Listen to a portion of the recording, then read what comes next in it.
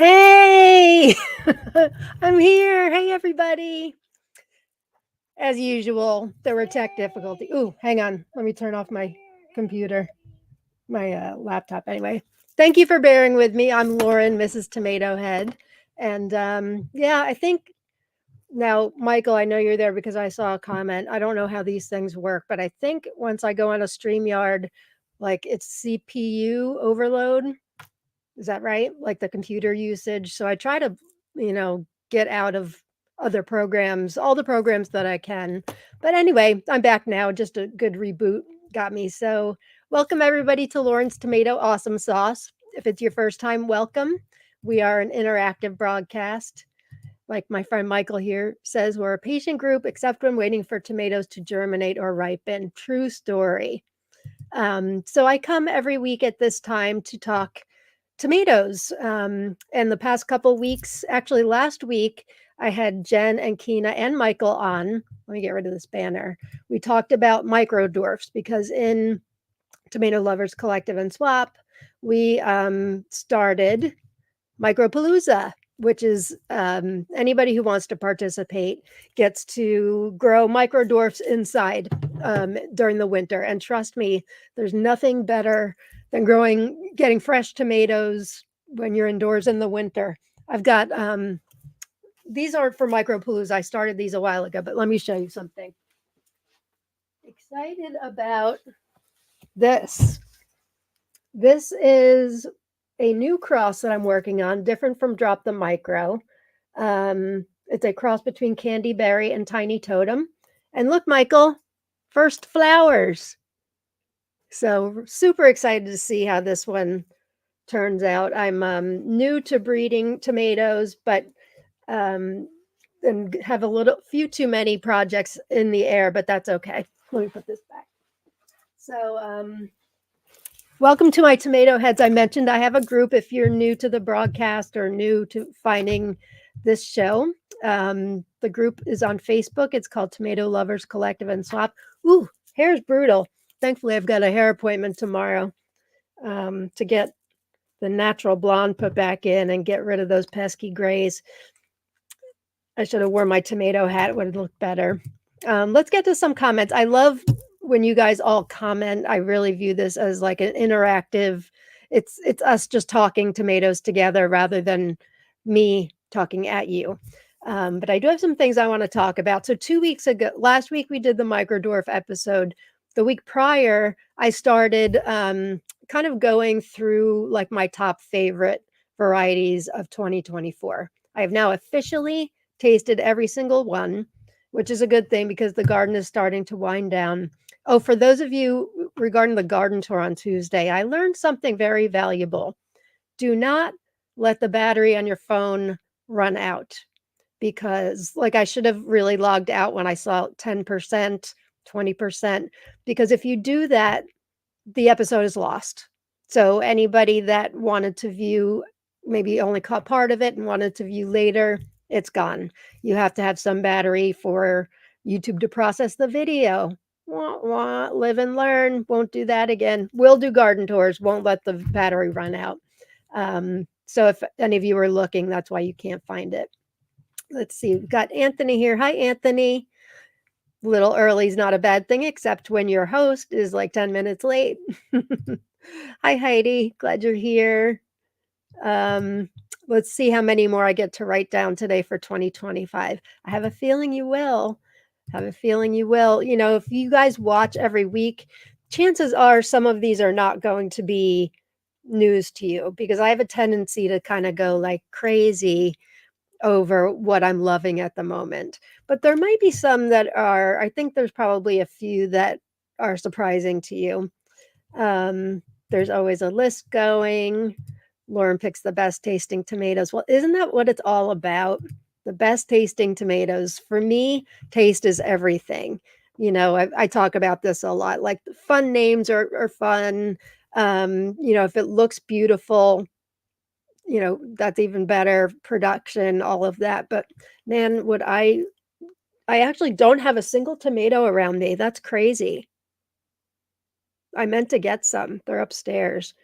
Anyway, there's nothing better than like just holding in your hand, the holy grail of tomatoes. And we found a couple holy grails this year. Oh shoot, I have to get my slides back up. Hang on. It's not good without the slides. Okay. Yeah. So this was one of the holy grails. I talked about these 2 weeks ago. Let me just run down the ones that we did talk about last time. So Suffer Well, which is a bill yoder variety. We gave that a 9.5 out of 10, which is pretty excellent. Look at the bricks on that. 8.9 for a slicer is unbelievable. Oh, I did arson 10 already.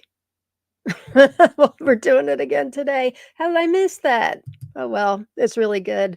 Malachite Elf, which I have a bit of a story on. That's, believe it or not, that's changing names, but I'll get to that in a little bit. Bacon lettuce in this has been our superstar of the year. We've been searching for a red, flavorful tomato forever, for a couple decades, and we found it. Bacon lettuce in this. So super excited about that one. Nana's Meatball Dwarf, which I feel like I talk about every week, so I don't think that one's a surprise. Shake the Disease, another Bill Yoder variety. We gave another 9.5 out of 10. Chinese Princess was a late season surprise. Liked it all season, loved it towards the end. Very, very productive, delicious. Dwarf Ochre Heart, we gave a 9 out of 10. Bricks was a 7.7 on those. Those are very sweet. Oh, okay. We'll talk about that in a minute. So that's what we talked about last time. But let's get to some more comments before I dive in. Jamie Hill's here. Hi there. Glad you're here. Oh, if it's your first time watching, I give away seed prizes at the end of the episode, which you do get eventually. I'm running behind pretty much always. I keep saying right now, I'm pretty much always running behind because I give a lot of prizes away. But as long as you can bear with me and you don't mind waiting, you can enter to win prizes. So all you have to do is type in the comments #tomato. And I draw 5 names and I write it down. I know a lot of people think that I've forgotten about them. I don't forget. I just do the best I can. It does take time. I think Saturday, I spent like 5 hours on it. It does take time, and especially now with tomato season and saving and seeds and processing tomatoes, it takes a while, and just life, and I live with chronic pain and illness, so as much as I want to be the Energizer Bunny and have more hours in the day, I can't. But I do appreciate you all being very patient with me because I love to give out seeds. Who did I miss? Sherman's here. Hey, Sherman. Happy Thursday to you. Brianna's here. Hey, Brianna. Hi, everyone. Heidi wants to know, Anthony, how big is your list so far? Yeah, if you guys are picking lists for 2025, how many do you have on your list so far? I would bring up my spreadsheet, but that would probably blow everything to hell as far as is it CPU? Is that what I'm trying to talk about? I think I have 40 something, but I got Bill Yoder's envelope the other day, and I'm growing all of these, all of them, all of his Duran ones. One, because they look amazing, but 2, because I'm a big Duranie. So these are all the Durans, and then the rest of his Beastie Boys? Beastie Boys. And one of the Beastie Boys ones is called, where is it? Gratitude, which is the second hat I wear. I run another group called Attitude of Gratitude with chronic pain. Grateful. And gratitude's big to me. So tomatoes and gratitude all in one. And then there were a couple that Bill told me were not to be missed. Blackjack, Victoria Salute, Bliss. Is there any others?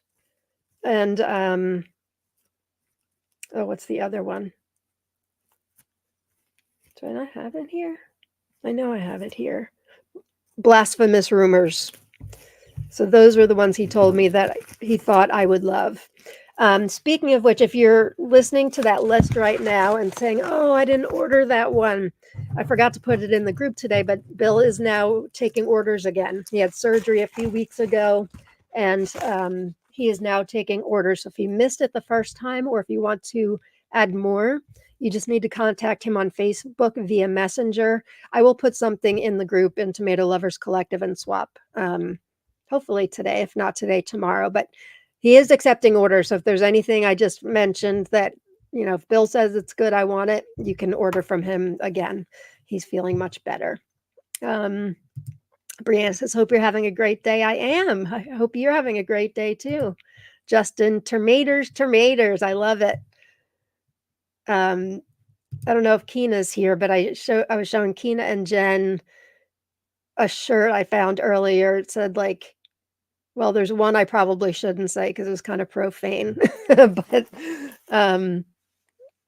well, the second one was haters gonna hate, tomatoes gonna termate, something. I don't know. It doesn't sound right coming out of my mouth, but it was quite funny. And then there was another one. I just thought of Keena. It's really funny. But this is a PG rated show, so I probably shouldn't say. Hi, Neray, glad you're here. Justin Arnold, hi, Justin, glad you're here. Sathya is here. Hi, Sathya. Good to see you. As Brianna says, good to see you, Sathya. Dee's Garden Adventures, hi there. Thanks for coming. Hey, John, welcome. Welcome to my Thursday mess. Hi, Sue, glad you're here. Welcome. Christina's here. Hi, Christina. There's my buddy, Jen Joy. Oh, Jen Joy, we have another show tomorrow night, our September episode of Tomato Talk Live. And I forgot to put the promo in the group, even though I've had it up on our channels for a few days now. So Jen and I decided we're going to do another episode with just the two of us. We do have some exciting guests coming up, which I'll talk about in a minute. But at the end of the last episode, and in our August episode, I think we just asked, if you have any questions about growing tomatoes, let us know. It was at the very end of the episode. And we noticed all of a sudden the comments come flooding in. And so we kind of wish that we had done it earlier in the episode. We did just talk tomatoes, Jen and I. We talked about some of our favorites. But we didn't just come out and ask, do you guys have any questions? And there were a lot. So tomorrow we're going to do that for the entire episode. We're the guests. You guys interview us. Anything you want to know about growing tomatoes, things we do personally, epic fails, whatever you want to ask us, whether it's starting seeds or saving seeds, processing tomatoes. I have very minimal experience with breeding tomatoes, but I know a little bit. I know a lot about stabilizing. So anything tomato related. So that will be tomorrow, Tomato Talk Live tomorrow, September 6th at 7 p.m. Eastern, which is 1 a.m. Central European Standard Time. I think that's right. And 4 p.m. Pacific. So hope you can be there. It's going to be a fun episode. So, hey, buddy, can't wait till tomorrow. Oh, look, I'm having tech difficulties. Shocker, I swear. What happens is I'm back here. I've got everything all set up. I could hit go live, and then all of a sudden, mouse can go all over the place. I can't click on a darn thing. It was just frozen, so I had to reboot. All is good. All is good. Hi, Karen. Glad you're here. Sandra B's here. Woohoo. Hey, everyone. Having a great day. I hope. I am. And Jen says, hit that like button. Truly helps to grow her channel. Does it? I'm such a terrible YouTuber, but thank you. I didn't know likes help to grow your channel, but I appreciate it. Any subscriptions and likes and all of that, I do really appreciate it. Yeah, Heidi's saying what I was just thinking. I am close to 1,000. I don't know how close, but I think I'm pretty close. So if you can subscribe, I would appreciate it. That would be awesome sauce. Tell your friends. Thanks. Our Joyful Days is here. Hi, Lauren. So glad to catch this. Been waiting for this review of yours. Well, I've got some really great tomatoes to talk about today. Really great. Hi, Yvette. Glad you're here. Deb's here. Hey, Deb, my buddy.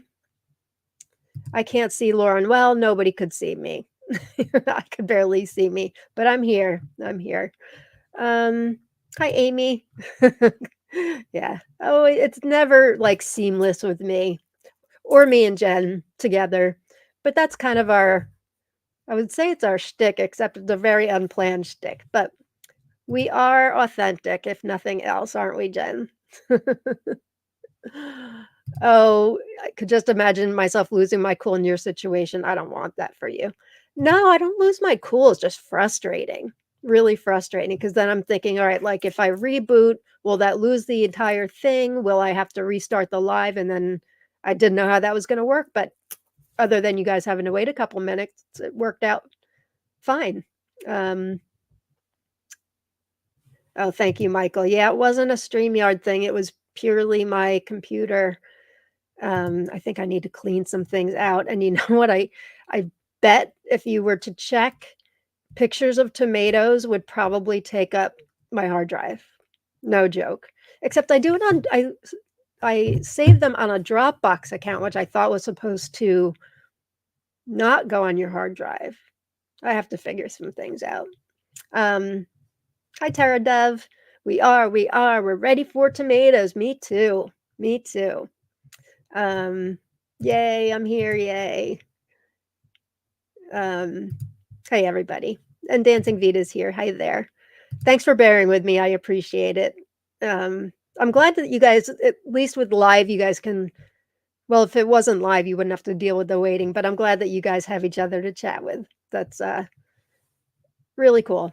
Ooh, great looking plant, isn't it, Michael? I had a feeling you would like that one. Showed it especially for you, my micro breeding friend. Coffee bean nectar. Hey there. Hey, coffee bean nectar. I could use a cup of coffee right now. Hi, Kim. Welcome. Lisa Lloyd's here. Well, that's awesome. Hello, everyone. Hi there. Jamie says, I look gorgeous. Thank you. I'll look even more gorgeous tomorrow night after my hair is done.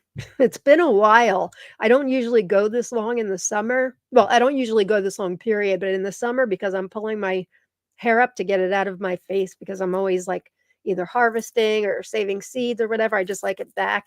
I don't tend to realize how grown out it gets and how much I need a haircut desperately.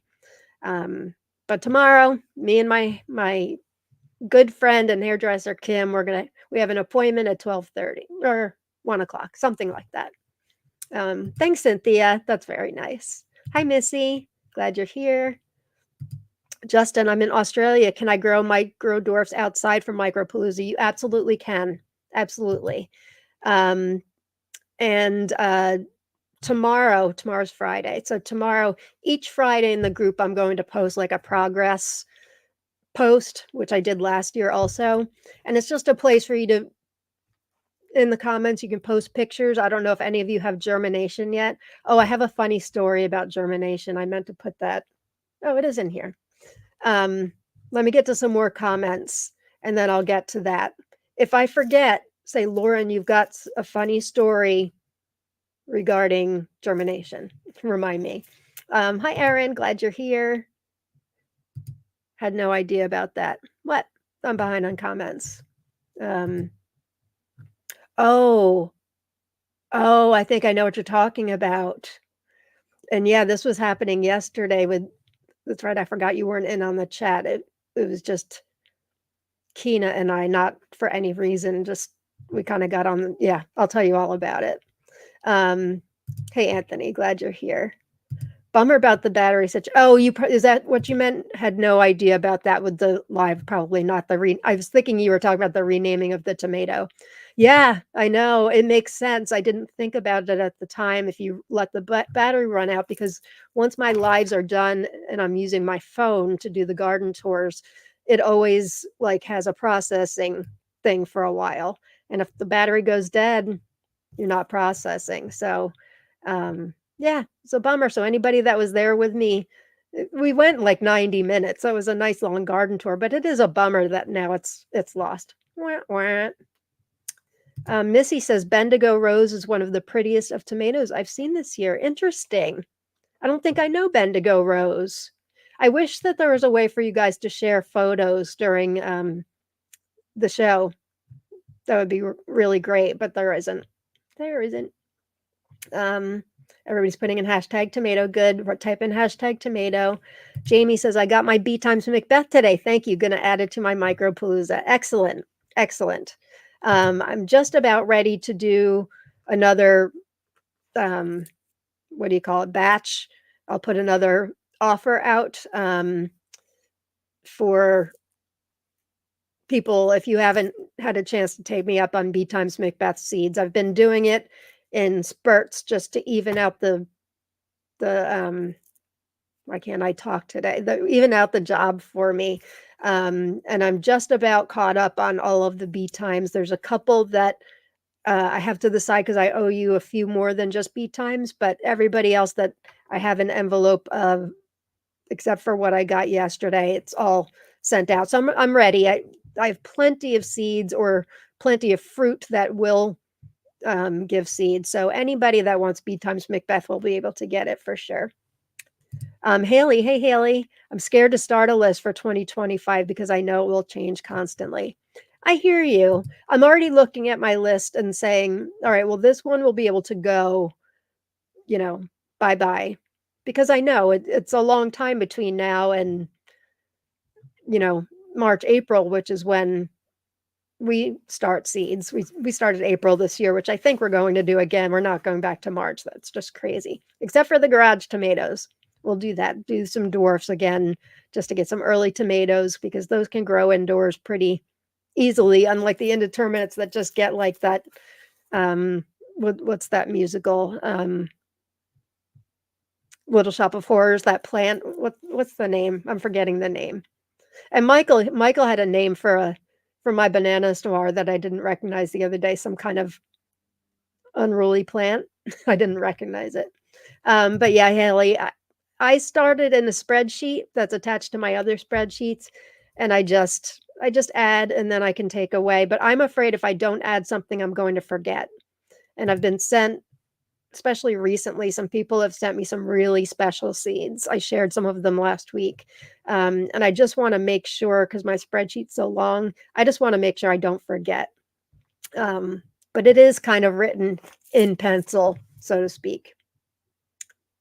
Hi, Trent. Personally, my In Search Of is over 500 strains. Well, I hope you're a member of TLC because we're a really good place to get varieties you're looking for. Before I get any further, what did I want to talk about? There are a couple announcement things. I talked about Tomato Talk Live already. That's tomorrow. Micropalooza. If you haven't started plants for Micropalooza, have no fear, my friends, because it really was the start date was September 1st, but you can start anytime after that. Last year, we didn't even start Micropalooza until November 1st. We decided, Kina, Jen, and I decided this year, and I think we actually did a poll in the group with all of you deciding when. We just thought, let's start 2 months earlier because then we'll get tomatoes earlier. Starting November 1st kind of makes it where our tomatoes were kind of ripening, for many of us, around start time for indeterminates, or, I think many of us still got Micropalooza things ripening, after we had planted outside in May. And the goal is we want stuff in the winter, right? So we started September 1st. But we're ahead of the game. So start away. There's going to be things probably that I start, for a while now. And really the only condition was just nothing started before September 1st. So that plan I just showed you, not eligible for Micropalooza, whatever that means. I mean, we don't give away prizes or anything, or we haven't yet, but there's always a first for everything. But we just didn't want people, sharing photos and the progress reports of people that have plants that look like that, weren't started September 1st. So maybe some of us will have things that have germinated already if you started September 1st. It's still a little early. So what's today? September 5th. All right, so now I remember the story I wanted to share. I wish I had a picture. So if you watch my garden tours, and I've talked about on this show too, my very first tomato that I'm breeding, I have a working name of Drop the Micro as the um, as the name of the plant. Now I named it that in the F1 generation, which was one generation ago, which is really kind of silly because now I'm up to I think 15 different I, I grew out F2s and in the F1 stage, all the plants look the same. And there was one in particular I really loved. It's a cross between Tiny Totem and Funny Plum Yellow. And they're about this big. They're large. They've got a beak, pointed end. They're bicolor, exterior and interior, just beautiful. And I'm like, that's Drop the Micro. So now I've got like 15 different Drop the Micro. So they can't all be named Drop the Micro. And so what I'm doing now is picking out my favorites from that F2 generation and I started 3 different plants, with very different fruits for Micropalooza, which is really kind of silly. I probably should have just done one because you need to grow out a lot of them. And what you do is you continue to like pick and choose the ones that taste the best, that look the way you want, have all of the qualities that you want. So anyway, the one I was really the most excited about was plant 1, which I'm going to keep calling that one Drop the Micro, and it looked very similar to the F1 that I created. They were sitting around in a while in a bowl upstairs. If you guys watched my garden tour or have seen them recently, you'll see I've got a table. My kitchen table is overtaken with paper bowls full of different micro dwarfs. And now I've got 15 different bowls of Drop the Micro plants 1 through 15. So plant 1, it's been sitting there a while. It's got great shelf life. Gosh, I'm trying to think, maybe a month, maybe more. Anyway, so I didn't get around to starting my Micropalooza plants on September 1st. I did a couple on September 2nd, I think. And then just 2 days ago, I I wanted to do plant 1, plant 6, and plant 11. I don't know why I think 11. I'm not sure. So I wanted to take pictures of them all for my own records, for my own spreadsheet, because I want to remember, okay, this is what plant 1 looks like. I need to write down this, disease resistant, how prolific it is, like all of those things, because now you're dealing with so many different variants of it, and it's only going to get more confusing. So now with plant 1, it's going to have a million different variants of that.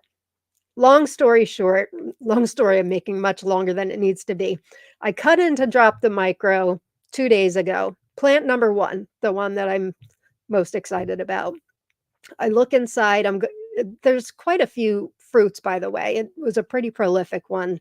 I think I had about 10 fruits or so. And I say prolific because they're kind of big. I cut into it.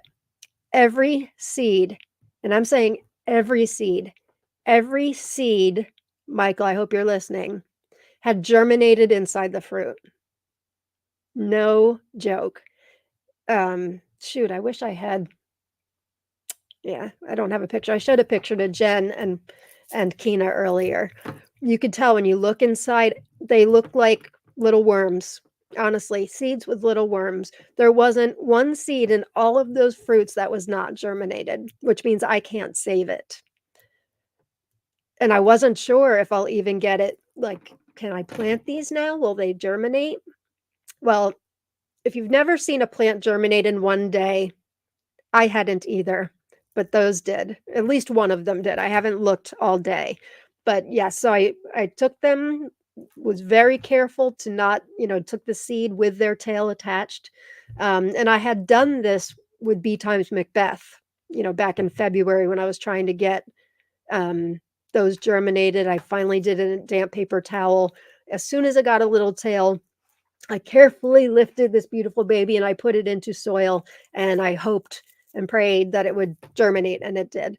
So, yeah, it's unfortunate I couldn't save any of those seeds, but I planted every last one. I did like 6 different pots with like 5 seeds each in that, and then all the rest was just a glop of goo I put in one big pot. I'm like, I'm not going to have this plant. Something's got to germinate. So, yes, the lesson here. What is the lesson here? Don't wait too long to if you want to save seeds. I mean, the fruits looked absolutely fine on the outside. There was no wrinkling, no nothing, but it had been a while.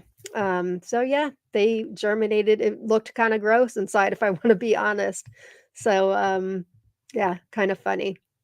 Satya, oh no, germinated inside. Yep, know what that looks like. Crazy. Sorry about your 100% germination rate. Yeah, inside the fruit, right? That's okay. The important thing is I wanted to make sure I got at least one plant so I could continue growing that one. And I know at least I have at least one plant, but I would venture to guess that there's going to be a lot of them that germinate. Jamie says, I just watched the episode of Tomato Talk Live with Craig when he talked genetics. It's fascinating. Now I want to breed tomatoes. It's fantastic and fun. A bit confusing, but if you're not aware, inside Tomato Lovers Collective and Swap, we in our guide section, we have a lot of different guides that Jen Keen and I have created. Here's our group, Tomato Lovers Collective and Swap.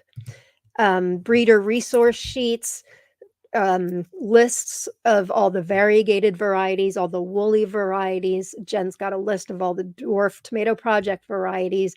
There's a ton of them. And I've created a resource sheet on breeding and genetics in the hopes of providing different resources there to make it less confusing. There's a great article and a link to the article. There's a great article written by the late Fred Hempel, of not Biana seeds, that's of Bene seeds. It was, what was it before? Fred Hempel of, oh, I'm losing my mind.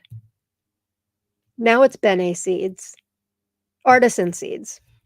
There's a great article by him, a very simplified article on breeding tomatoes that, I am terrible at science. I never excelled in science. For some reason, I get a grasp of it when it comes to tomatoes a little bit. So I think if my teachers taught like tomato science, I would have been okay. But anyway, there's a lot of different links to videos, links to articles, even links to formulas and things like that, books. So hopefully you can find something in there. If you guys are interested, you don't have to be a science know-it-all, because I am certainly not. That is wild, says Sandra. Yeah, it was kind of gross, but the good news is not all is lost. I can at least get some plants out of it. That's a good question, Michael. How does that even happen? Remind me later. I'll send you a picture. I meant to tell you yesterday. I don't know. I mean, long keepers, tomatoes, they sit around forever. I've got a whole bowl of B times Macbeth up there. I don't know how it happens. We have to ask Craig that. And I could do it privately, but one of the things I wanted to mention to you guys is Jen and I just booked Craig. He's coming back for our October episode. So I think that's October. Let's see here. First Friday in October. We're so grateful that he loves coming back to talk to all of us. October 4th. Friday, October 4th, Craig Lahulier will be back with Jen and I. We'll be talking about, don't know what we're talking about yet. Craig said something yesterday and now I'm forgetting. Something about like lessons learned from 2024, but he phrased it a lot better than I did. But I don't know how that happens, Michael. It's the craziest thing. The fruits were not rotten. They didn't have dark spots. They didn't have openings at all. They weren't cracked. Beats me. I wish I had taken a picture of all the germinated seeds laid out. I think I was just a bit scared and horrified at the time and panicked that I wouldn't get anything from this one, like the one I really wanted. But it looks like that's not the case. But I don't know. How does that happen? I have no clue. We will have to ask Craig. Sherman says, our list will never be complete because new creations are coming every day.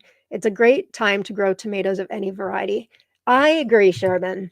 And I think I've shared this before, but I heard a podcast with Brad Gates, a couple years ago, I think, and he claims that there are more new tomatoes that have come out in the last 10 years than all the tomatoes that existed prior to that, and I believe it. More people are, jumping in and breeding. Um, I have a philosophy, I don't know if it's a philosophy really. I have a thought that I think COVID really did wonders for the world of gardening in general, but tomatoes, because I think, during the height of COVID, there was such food insecurity, right? The grocery stores were out of things. You couldn't buy flour, you couldn't buy yeast anywhere, right? And so people, many were stuck at home, not working outside of the home anymore. So a lot of people ventured into gardening for the first time, and probably found Baker Creek and grew like their first Cherokee Purple and realized how amazing it is compared to what you get in the grocery store. And then from there, you find groups like ours or other groups, and you're like, whoa, you can really go down a rabbit hole here. And, I wonder what would happen if I combine Cherokee Purple and Malachite Box.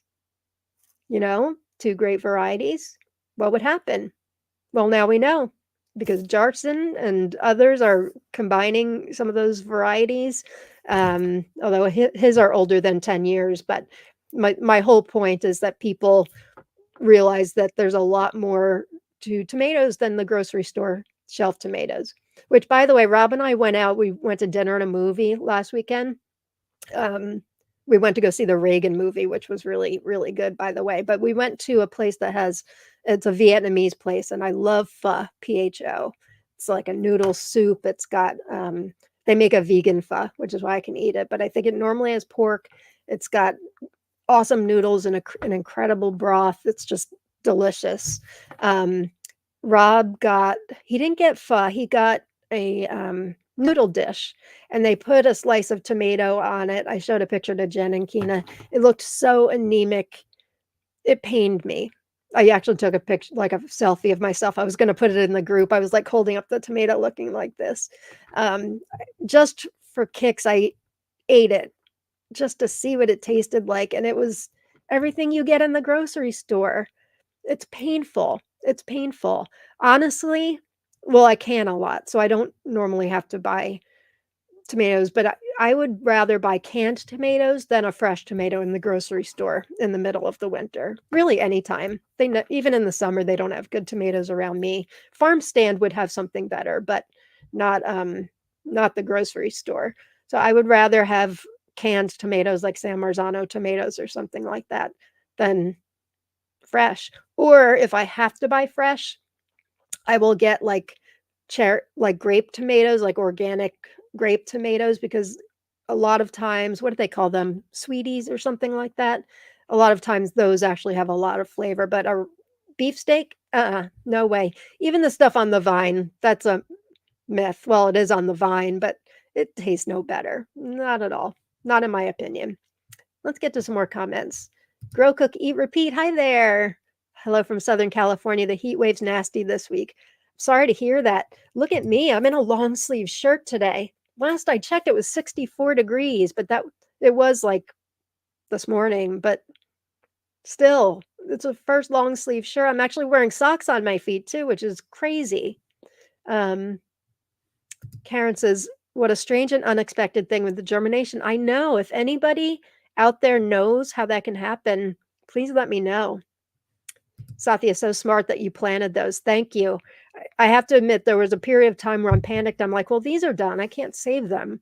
And then I realized, well, the whole point of me taking pictures, cutting them open, I was going to save most of the seeds, but I did want to start some for Micropalooza. So, but yeah, that would have stunk if I didn't intend on planting them, because I wouldn't have been able to save them. And they weren't germinated just a little bit. They were probably like that long. It looked like worms had infested the tomatoes. It was really gross. Am I missing anybody? Yay, Craig. Yay, Craig. I agree. Yay, Craig. Yay, Craig. Yay, Craig. It's always great having him on. Jen, I think he wants to be our third musketeer. Well, Keena's our third musketeer. I think he wants to be our third Tomato Talk Live person. He's just great, and I know he loves you guys too, which is why he enjoys coming on. Um, he's just and you guys who have watched his episodes before, you know, he's just so great. He's so laid back. He's so easy to talk to. He's so authentic. And when he says you can email him with questions, he means it. He really means it. Um, Anthony says, so awesome. Craig will be back. I agree. It's only a month away. I know. I know. Oh, Jen knows the answer. Seeds germinate inside a tomato due to a phenomenon called vivipary, which is Latin for live birth.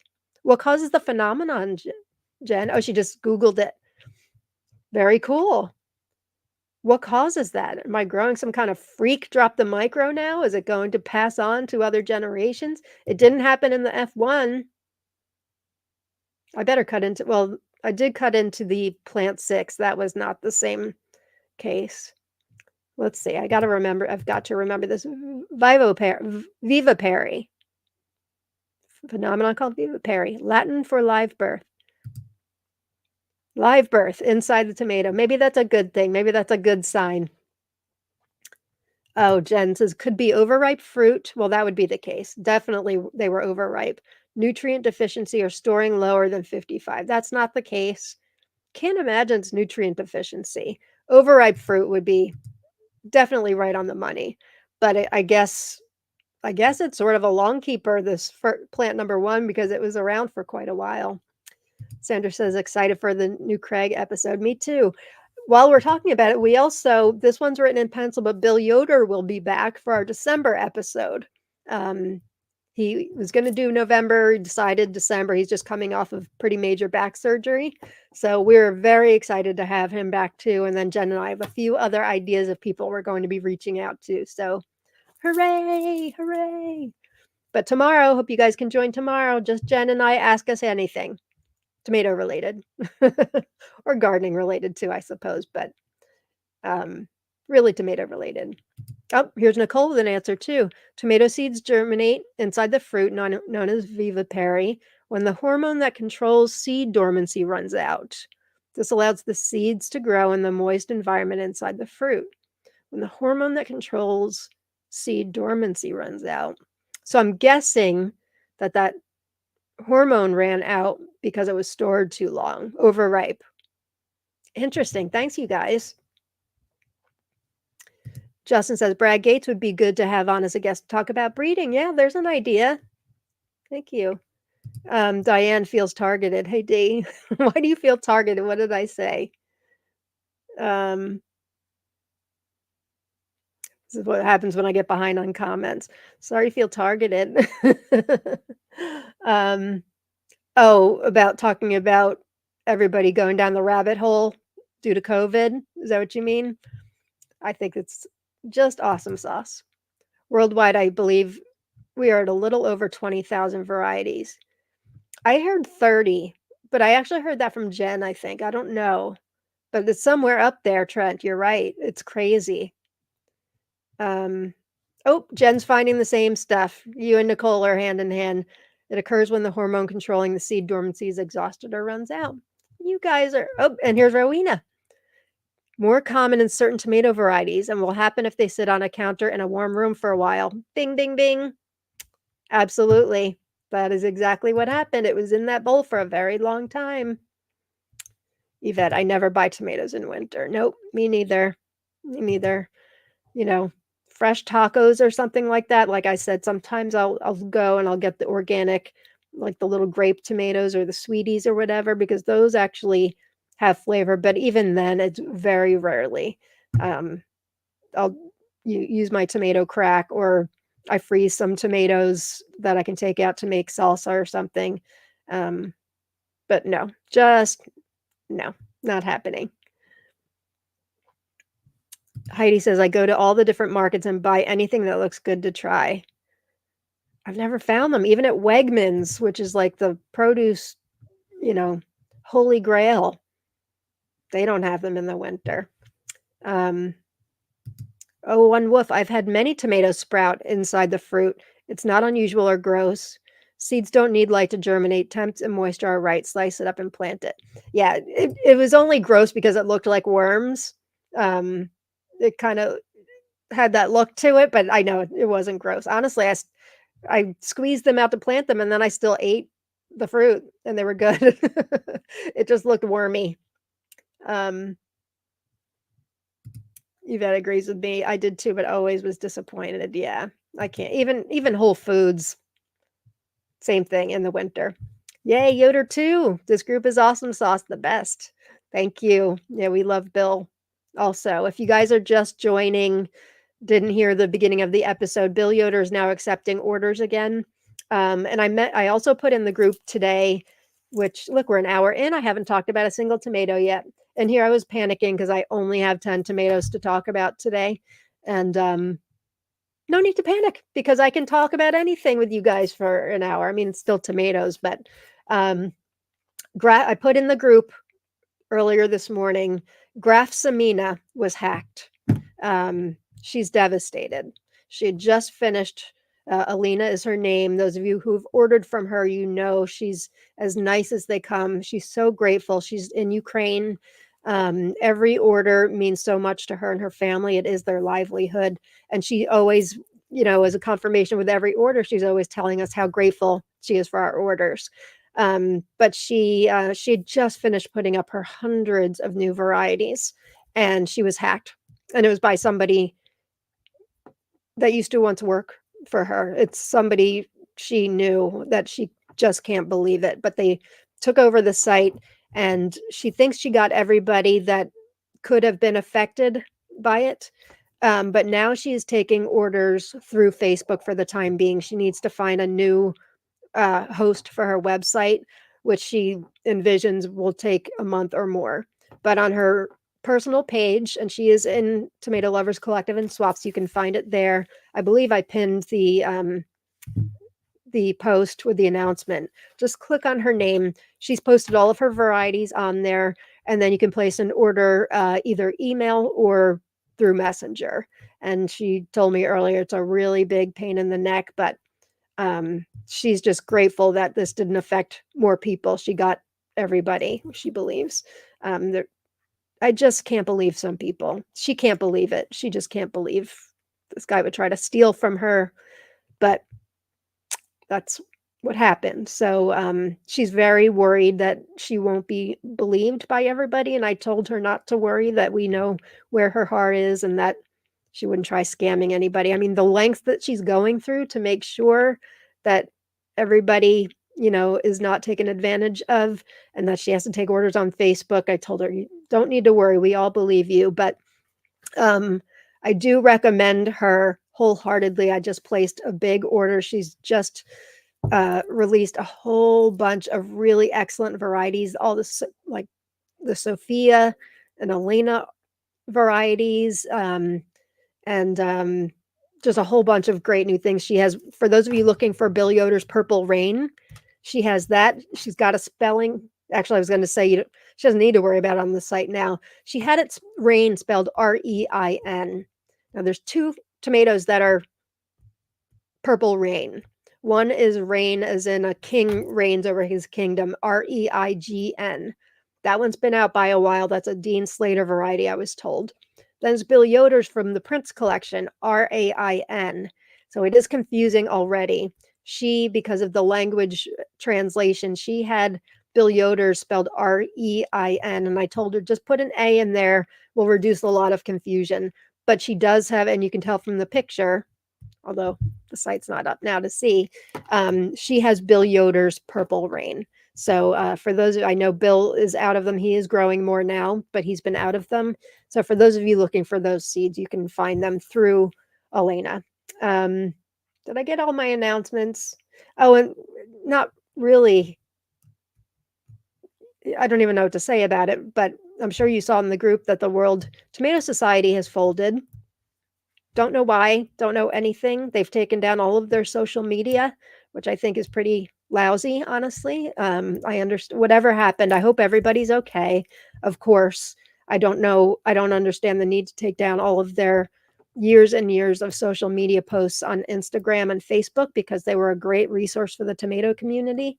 I just don't, and I don't know anything more than that. So that is really unfortunate.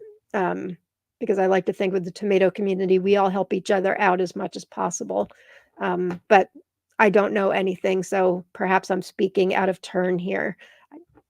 But I'll just say one more time, understand the need to take down years of Instagram posts, which were a great resource.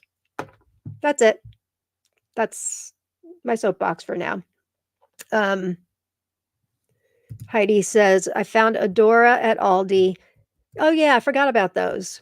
Sugar bombs and lolly bombs at Wegmans. The sugar bombs, I think, are the ones I'm talking about, the grape ones, which I'll buy in a pinch. Those are actually quite sweet. I would love to see an episode with Brad, Bill, or the breeders of the Kazula or Jarson. Oh, Sandra, you and me both. I have been in touch with Jarson over email. He does not speak English. He's from Poland, but I would love to work out something with him. I've said this before, where perhaps we can submit questions in writing. I can translate for him because he's my idol. You guys know that. He and Bill Yoder. I'm a big fan of his also, and Craig. Everybody's got something pretty special, don't they? But I love Jarson's. Brianna says, I recently got some organic cherries at the store over grape tomatoes that had been consistently disappointing. Organic is definitely the way. Surprisingly good flavor, as close as you can get. That's great. There's another brand that they have like different colored cherries. They're okay. Even when they're not like the heirloom. You guys you have a grocery store that sells like the heirloom tomatoes and they're all big beefsteaks looking different colors? You ever look at what they charge for those? That's what we grow, man. That's what we do, right? Sometimes Wegmans, like early in the season, they'll have them from like Mexico or something. I don't know what they are, but I think they've been okay. They're better than the red things that they call tomatoes.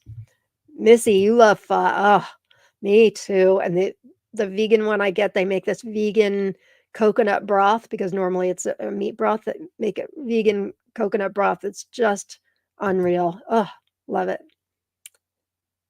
Michael, I still buy grocery tomatoes. They add a nice wateriness to the dish. No joke, right? Did you guys know that tomatoes are 95% water? I'm sure you knew that. But I see it when I'm trying to like cook down. I need Keena's tomato hat. That's what I need. I keep putting it down thinking it'd be better, but it's not. We'll just keep it like this. It's a nice wateriness to the dish. Anyway, whenever I'm cooking down sauce and reducing, boy, does that reduce, right? There was a famous, I think it's still there, a famous restaurant in New York called Le Bernardine.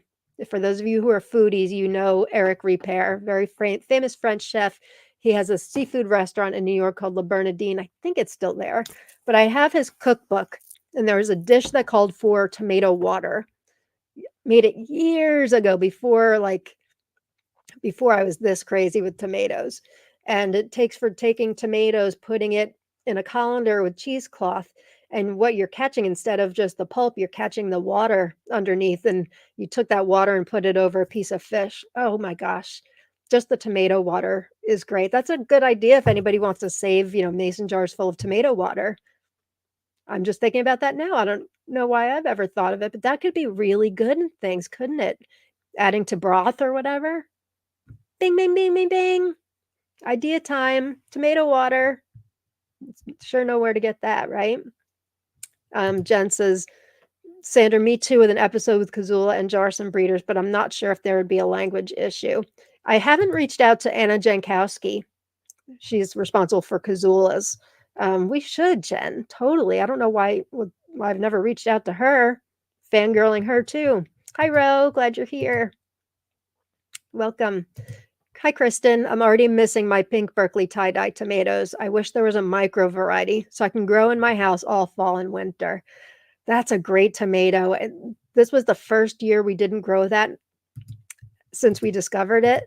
and I missed it too. It's really a great tomato. And as far as, you know, wishing for it to grow inside, I think that's what microbreeders are hoping for. I wish I had Heidi's Paws Pride down here. I could go get it if you guys want to wait. I showed it during my garden tour. I've got a bowl. I still want to save seeds from it of ripe Paws Pride from Heidi Schmalz Dolan. This is her new one, which you can get for sale at Secret Seed Cartel. And the fruits look, they would rival Berkeley pink tie-dye, and they're great. They taste like an indeterminate tomato, which is why those of you who are growing it for Micropalooza or waiting for them to come in, you're in for a treat, because it's not your standard red or yellow or orange. People are really starting to venture out into some really good things, as well as Michael and I, right, Michael? I mean, my bicolors that I'm working on right now, as far as I know, they're the only, like, there's others with two different colors, but when I say bicolor, I mean like yellow, red bicolor. I think I'm working on the only one, but who knows what's out there? Reinhard Kraft is working on a bunch. I know Karen Olivier's working on some. And then Michael Kelly's working on some, so I hear. And I know Heidi Dolan's working on some others. I'm growing out another one of hers, second generation. For me, I got it. I think it was F6 generation when I got it, but it's really pretty special. Yvette says expensive water, Michael. I agree. Satya, oh, I'm gonna tell her you said this. Maybe she's watching. He's hacking her because he's jealous. No joke. I had no idea that it was somebody she knew until she told me this morning. Yeah, Jamie, I agree. And Karen, I agree. She is the nicest person. I've gotten to know her quite well. I'm gonna cry. I didn't, for some reason her site escaped Kina, Jen, and I until a couple months ago, like in the spring, maybe like February, March. I came across her. I sent it to Kina and Jen. I'm like, whoa, where has this site been? Because the three of us, like, we know our vendors, especially Kina. She knows everybody. And we had never heard of her, and she has great stuff. She and Tatiana from Tomato Eden are friends, by the way, which I think is really nice. Both extraordinary women and great vendors. So I reached out to her. I placed an order immediately because I had to. She had great stuff, great interesting crosses, and some Jarsons. One of them I grew, her Jarson one's extraordinary. And I told her, I don't want to say I told her who I was, because it's not like she would know who I was, but I told her that I run this group and I do this show with Jen Joy, and I have this group of crazy tomato people, and as long as you ship to the United States, you're going to get a lot of orders. And she's in war-torn Ukraine. Her electricity gets turned off several times a day, and she often fills orders by candlelight. She only charges €1 a pack. I think I talked about this just last week. €1 a pack, and then I think, and some of the packs have 10 seeds, some have 3, some have 5, but it's still €1. You can double up on them easily. I think we talked about this at my garden tour on Tuesday, didn't we? And she's so thankful. She's like, you have no idea that how much this means. And that's why with every order, she's always talking, so grateful for all of us. So, I always say it's great that you can help somebody out while feeding your addiction. And I grew just about every micro she has that I didn't have, and they all germinated. They were all true to type. And then the only indeterminate of hers I grew, that because they came in a little late, was that spectacular Jarson one. And boy, that was something special. I haven't seen another Jarson one just like that, but it was great. Hi, Hector. Glad you're here. Welcome. Everybody, don't forget to type in #tomato. Hi, Kelly. Forgot it was Thursday. Hi, everyone. Well, you have no fear, because we're an hour, 7 minutes in. I haven't even gotten to one of my favorite tomatoes of 2024 part 2. But we've still been talking fun tomato stuff, right, guys? Diane, ooh, it would be great to have a whole panel of them. Just to hear them chat amongst each other would be great. I agree. Totally a great idea. Wonder if we could have, like, Craig on and, oh my gosh, I'm forgetting her name. Patrina Nuski-Small, who was the co-creator of the Dwarf Tomato Project. Timing would be an issue because she's in Australia, but maybe we can do a morning. I know Bill Yoder's worked on Dwarf Tomato Project stuff. I know Heidi Dolan's worked on Dwarf Tomato Project stuff. I have talked to Heidi about coming on too. She'd be a great guest. Gosh, we could be Jen, you and I, we could assemble the first like Dwarf Tomato Project collaborative live episode. Oh my gosh, it's such a good idea. Let's do this. Let's do this. I love it. I love it. Sandra, I'm so angry for her. Me too. Me too. Because the work that is involved in now taking orders on Facebook, and she had just finished uploading all of her new stuff to the website. Thankfully, I got an order in before that, but you know, did I put up something the other day? I did. I put up like she's got all her new stuff up. Go at it. Just like 2 days ago. It's annoying. Rowena, you're right. Tomato water to cook. Oh my God. You're so right. I cook rice like every other night because we eat plant-based. We eat a lot of rice. Such an amazing idea. I need to go do this. Like tonight. I gotta go. Such a great idea. I do it in the Instant Pot. I use 3.5 cups of water. So it would be so easy to get 3.5 cups of tomato water. Bam, just like that. I love that. See, this is where the good ideas come from, just us talking together. I love that. Such a great idea. And Heidi agrees. Good idea. Hey, y'all, Urban White Buffalo Farm. Glad you're here. Jamie just ordered Paws Pride. You know, I'm going to go get it. You guys can talk amongst yourselves. It'll take me like 20 seconds. Be right back.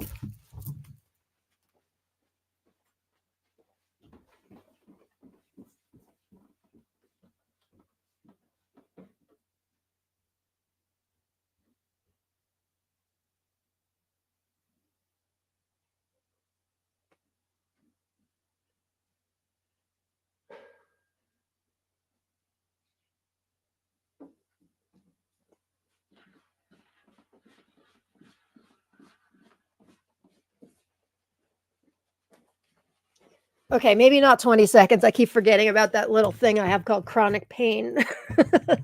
I'm like going to run up the stairs. I'm like, well, I can run, but just very slowly. All right, so this is my bowl of Paws Pride. This is some of them, you can tell, been around too long, but look at this. I've never seen another, there's dark stripe, which is really a mini dwarf. It's not a micro. That looks like this. Why can I not figure out where the camera is? So these are beautiful. Let me cut inside them. So dark stripe's really a mini dwarf that gets pretty big, but a micro dwarf that looks like this, I'm kind of the micro queen. I try growing them all. I'm not aware of one. Wait till you see the inside.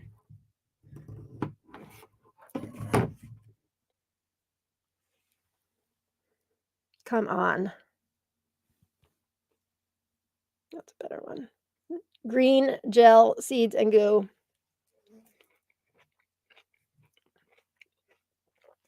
I'll tell you, it's not the sweetest one. But if any of you have a refractometer, and many of us got them this year, you know that their regular beefsteaks or whatever, they don't have skyrocketing sweetness on the brick scale either. That's why I think this tastes like a regular summer indeterminate tomato, like Berkeley pink tie-dye.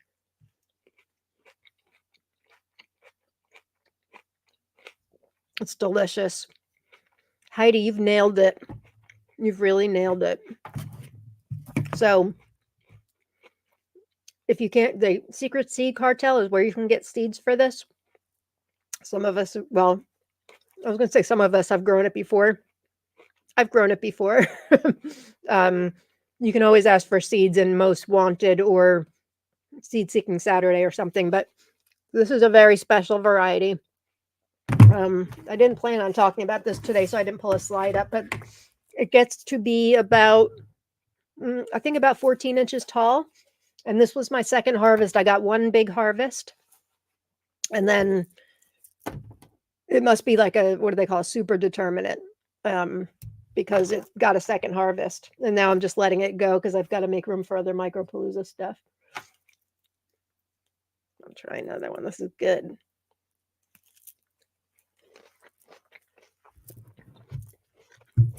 It's a good one. All right. So if you ordered Paws Pride, that's great. If you guys want to, Secret Seed Cartel, they're in France, but I've always gotten I've never had a problem with orders from them. Usually come in about 2 weeks to the United States.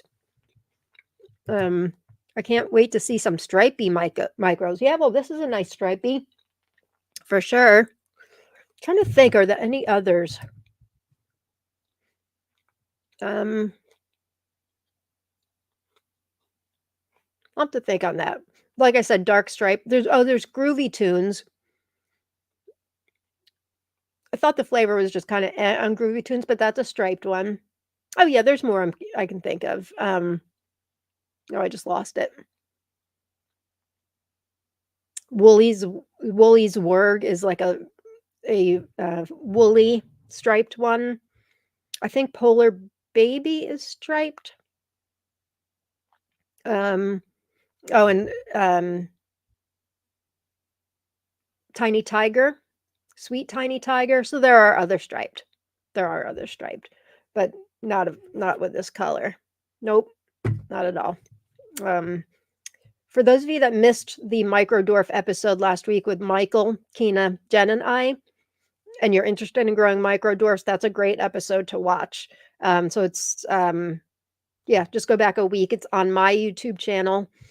Yeah, Jen, we should have I don't think I broadcast. I don't know if you can go and broadcast during the episode or not. It's too bad it's not on yours. But it was a really great episode. Also I think it's now in the show notes. I wanted to keep the Microdwarf spreadsheet just for members of Tomato Lovers Collective and Swap.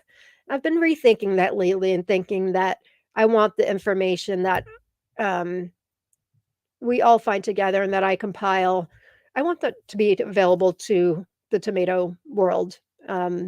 So I want to make that, because not everybody's on Facebook. I know many of you out there watching on YouTube, you've joined Facebook just to join our group, which is exciting, but people have reasons for not joining Facebook groups, or Facebook in general. And so not everybody's on there, and I don't want to punish those people, because you deserve to know about micros too. And I've put a lot of work into that.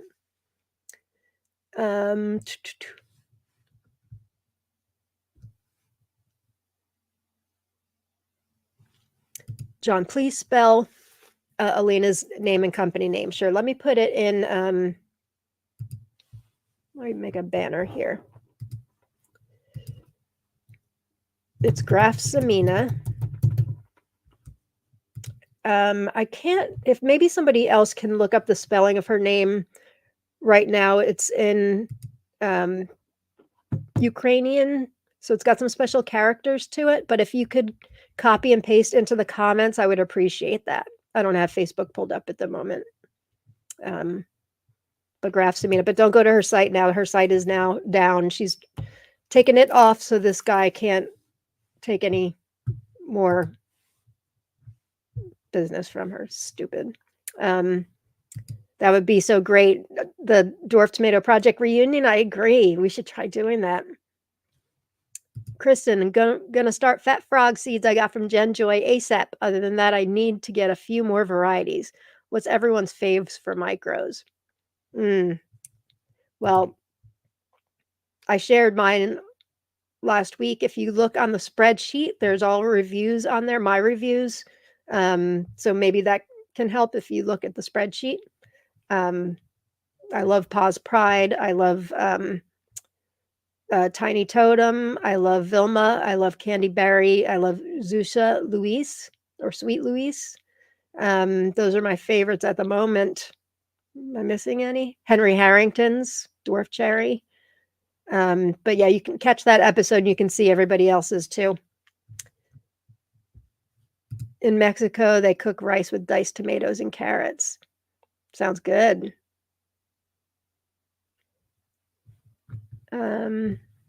Risotto with tomato water. Yeah, now we're talking. Now we're developing some good recipes. Michael says, I keep staring at my paw's pride to grow has true leaf showing now. Excellent. Excellent. Yum, making my mouth water with paw's pride. Yeah, it's really special. And so this is why I was talking to, not to name drop, but I was talking to Craig earlier, Craig LaHoulier, about micros. He's not into micros at all. And I shared with him the link to our spreadsheet and was kind of telling him kind of why I was doing what I was doing with the spreadsheet and saying, a lot of people get introduced to micro dwarfs and have a tasteless one because they pretty much used to be only tasteless ones. And my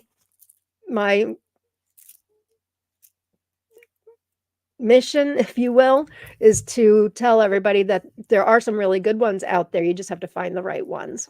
And you have to find ones that are like right for your height and all, what you can grow indoors too. It's super cool. You can grow them indoors too, but it's a bummer if you take all that time and space and you grow something with a tasteless tomato. So I'm hoping to put the stops. If you look at the spreadsheet, you see like a rating of a 4 or a 5 or lower. You don't really want to waste your time. There's so many other good ones you can do. Lisa, I'm waiting on my paw's prides from Secret Seed Cartel. Can't wait. Hey, Swamp Bitch, I was wondering where you were. We'll catch the replay. Hi, everyone. Well, I haven't even gotten to a single tomato yet. I guess I should. I could talk to you guys all day, but I guess I should start. I think I got to everything I wanted to talk about. So I alluded to something at the beginning of the episode. Last week, I shared as one of my, or 2 weeks ago, I shared as one of my favorites. Do I keep it on here? Yeah, here it is. A variety called Malachite Elf. I got these seeds from a breeder named Lyudmila Kodzasova from Latvia. This variety just knocked my socks off. Rob loved it too. Surprisingly, I didn't realize when I ordered it, it had antho on it, which I am not a fan of. When something has antho flavor, it's usually a spitter for me. But sometimes they don't have any antho flavor, and that was the case with this one. It's fresh and fruity and tangy, and it's so delicious. And I shared about it, and I'm super excited about it. And I was kind of freaking out because not available for sale anywhere.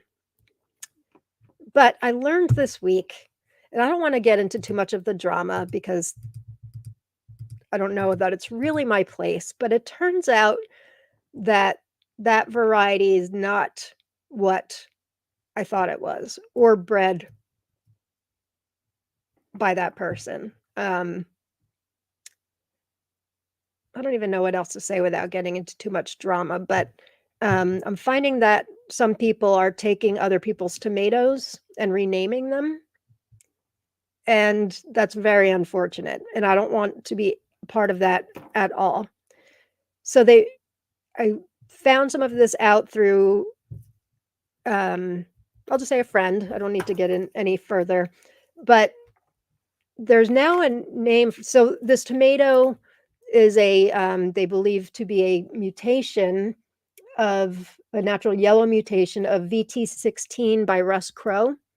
Not the cross of VT16 and Crushed Heart that I explained that it was and was told it was when I ordered it. So the new name for this, and I didn't invent the name, is called VD16. And it is an F2. What I just grew out is an F2. It's got a Brix of 5.8, rating of 9. That has not changed, but the name has changed and the generation has changed. So, and is not bred by Lyudmila Kodzasova, unfortunately. The good news is Tatiana at Tomato Eden has been growing these and she will be selling it. They're not on her site yet. She doesn't have the new site up yet. So where I was upset that I I don't like showing things where I don't know where you guys can get them. I've been saving seeds like a mad woman, and when I was told what happened earlier in the week about it not being that breeder and all of that, I'm like, well, now I can't share seeds from it because I won't take part in something that I know is not true. But now I know exactly what this tomato is and what is not. And so it's now VD16. So if you had this on your want list, if you had Malachite Elf on your want list, just do a little cross out and write VD16. And Tomato Eden will be carrying it soon when she has her new stuff up. I swear, the drama is just unbelievable. It's just crazy. That's a shame. Yeah. Yes, it is. It's awful. It's awful. I don't understand. I don't understand. Malachite Elf, get in my belly. Well, Cynthia. Hi, Cynthia. VD16, get in your belly now. Antho, yuck. Yeah, fortunately, there's no antho flavor in this. It's fantastic. It's fantastic. Jen, true story. People, I tell you, the tomato drama is so unreal, it gets me kind of scared sometimes. I know. I know. It gets to be difficult and challenging for Jen and I when we ask people to be guests on our show because there are a lot of breeders. Well, I shouldn't say a lot. There are some breeders out there who truly steal other people's work. And I think that's lousy. You can't just rename a tomato, call it your own. That's really a crappy thing to do. And people do it. They do it more often than I would think.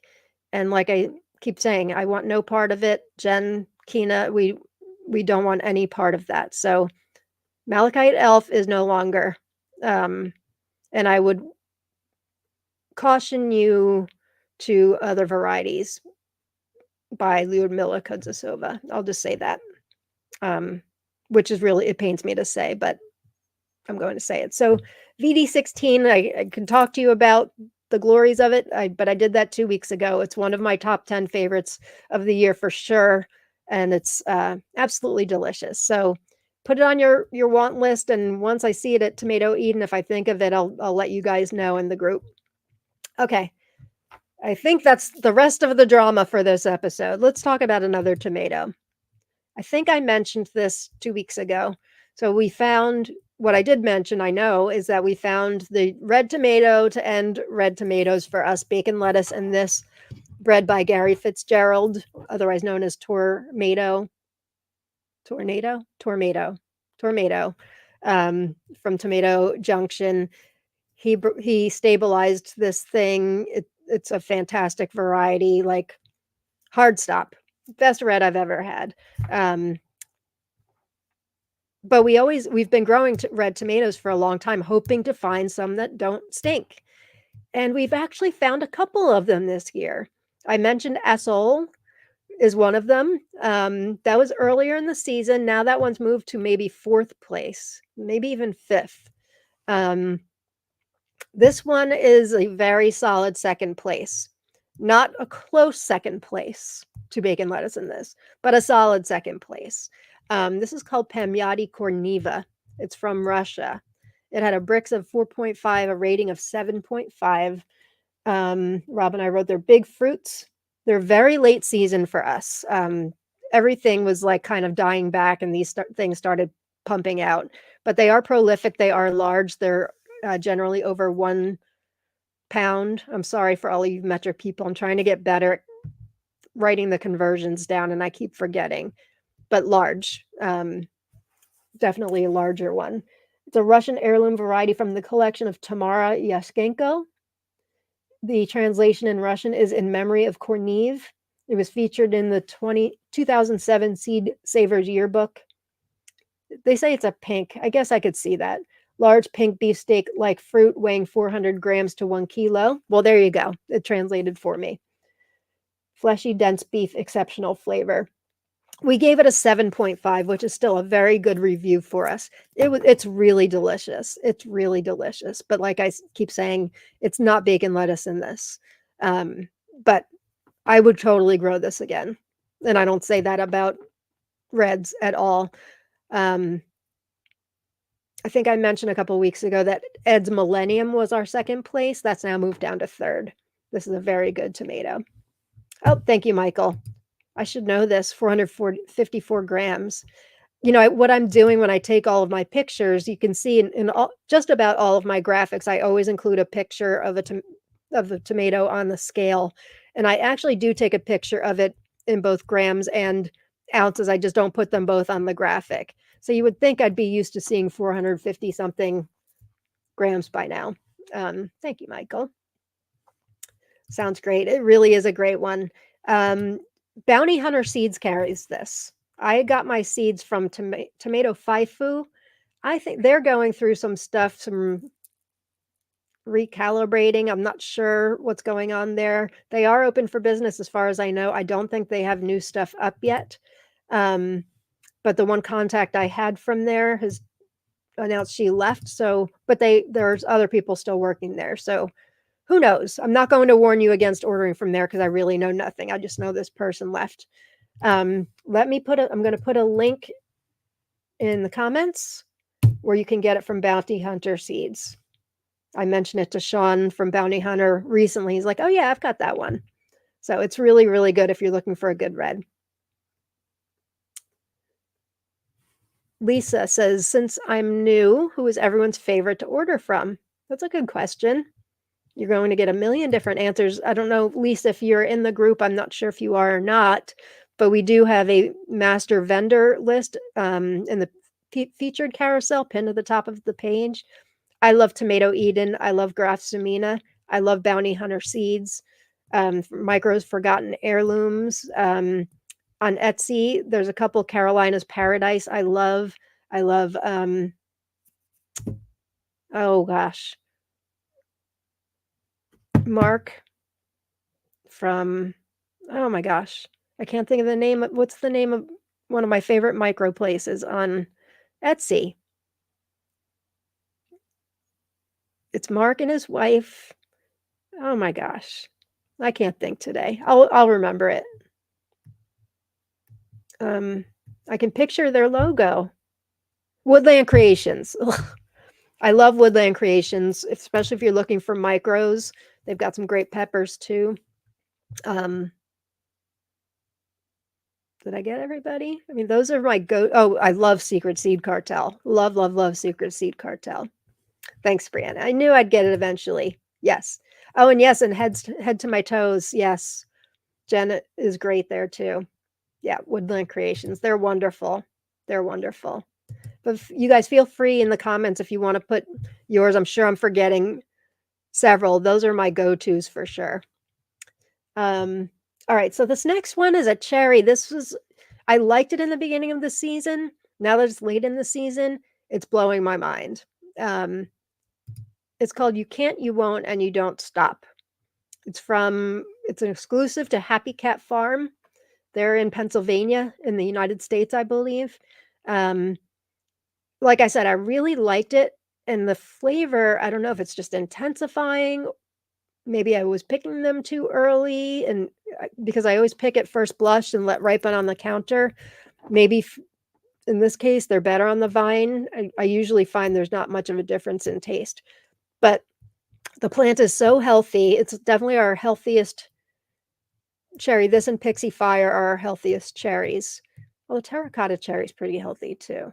Some of them have died back. They're in like this row we call death row. Things don't usually last there beyond August. These things are delicious. They've got a Brix of 7.7, pretty high, but they've got full flavor. I wrote, and we gave it an 8 out of 10, which is really great for us. I wrote later in the season, these got even better. They're so sweet. It's my go-to cherry for snacking in the garden. Absolutely. Wasn't expecting that. It doesn't look like much, but it's really flavorful. Fruits vary in shape and size, which tells me it isn't all that stable, but who cares? I wrote that at the beginning of the season. They are now pretty much the same shape. Thin skin, plentiful seeds, and goo makes these like tomato. My autocorrect always corrects me on goo. They always make it either good or go. I want to write goo. That's part of my language. I like to talk about goo. Oh, yay, you're here, Cordaro and Ansel. We can back you up on that. It's so delicious, right? I think you guys discovered how great it was before I did. You were saying, and I'm like, yeah, it's really good. But it's really blowing my mind. I really can't, won't, and don't stop eating it. It's delicious. So I think I put down the link of where you guys can order this. Yes, I did. From Happy Cat Farm. They also have some really interesting Italian tomatoes. I think they have a relationship with Evan from Heirloom Seed House because they reference each other on their sites. I also grew their Sicilian Godfather, and I also grew their Lloyd E. Fry, which I'm not sure if it is a cuckoo or not. Delicious, but some are beefsteaks, some are plums. So I want to reach out to them and see if I really got the right thing. It seems like it might be a cuckoo, but it's a delicious cuckoo if it is. Anyway, so I've had good luck from Happy Cat Farm, and I highly recommend this cherry. It's really delicious. Ansel, hey Ansel. Ansel, your fan club's here. We're glad you're here. Ansel, do you like You Can't, You Won't, and You Don't Stop? I know I sent you that because I thought you'd like the name. What else did I write? So it says the seed came from China. Here's what they say at Happy Cat Farm. This cherry tomato is hands down the best red cherry tomato I've ever eaten. The seed came from a friend in China. I liked the habit and productivity, but the flavor had huge swings in its variability. So we kept selecting for flavor, and in a few short years, we nailed it. I remember sitting in front of a row of these, eating till my stomach hurt, and looking at the hundreds of pounds in front of me. Oh gosh, if only. Still to pick and eat. When Sure Short came on the radio and in the truck and played You Can't, You Won't, and You Don't Stop, which I think is a Beastie Boys song, just kind of summed up my life in that afternoon.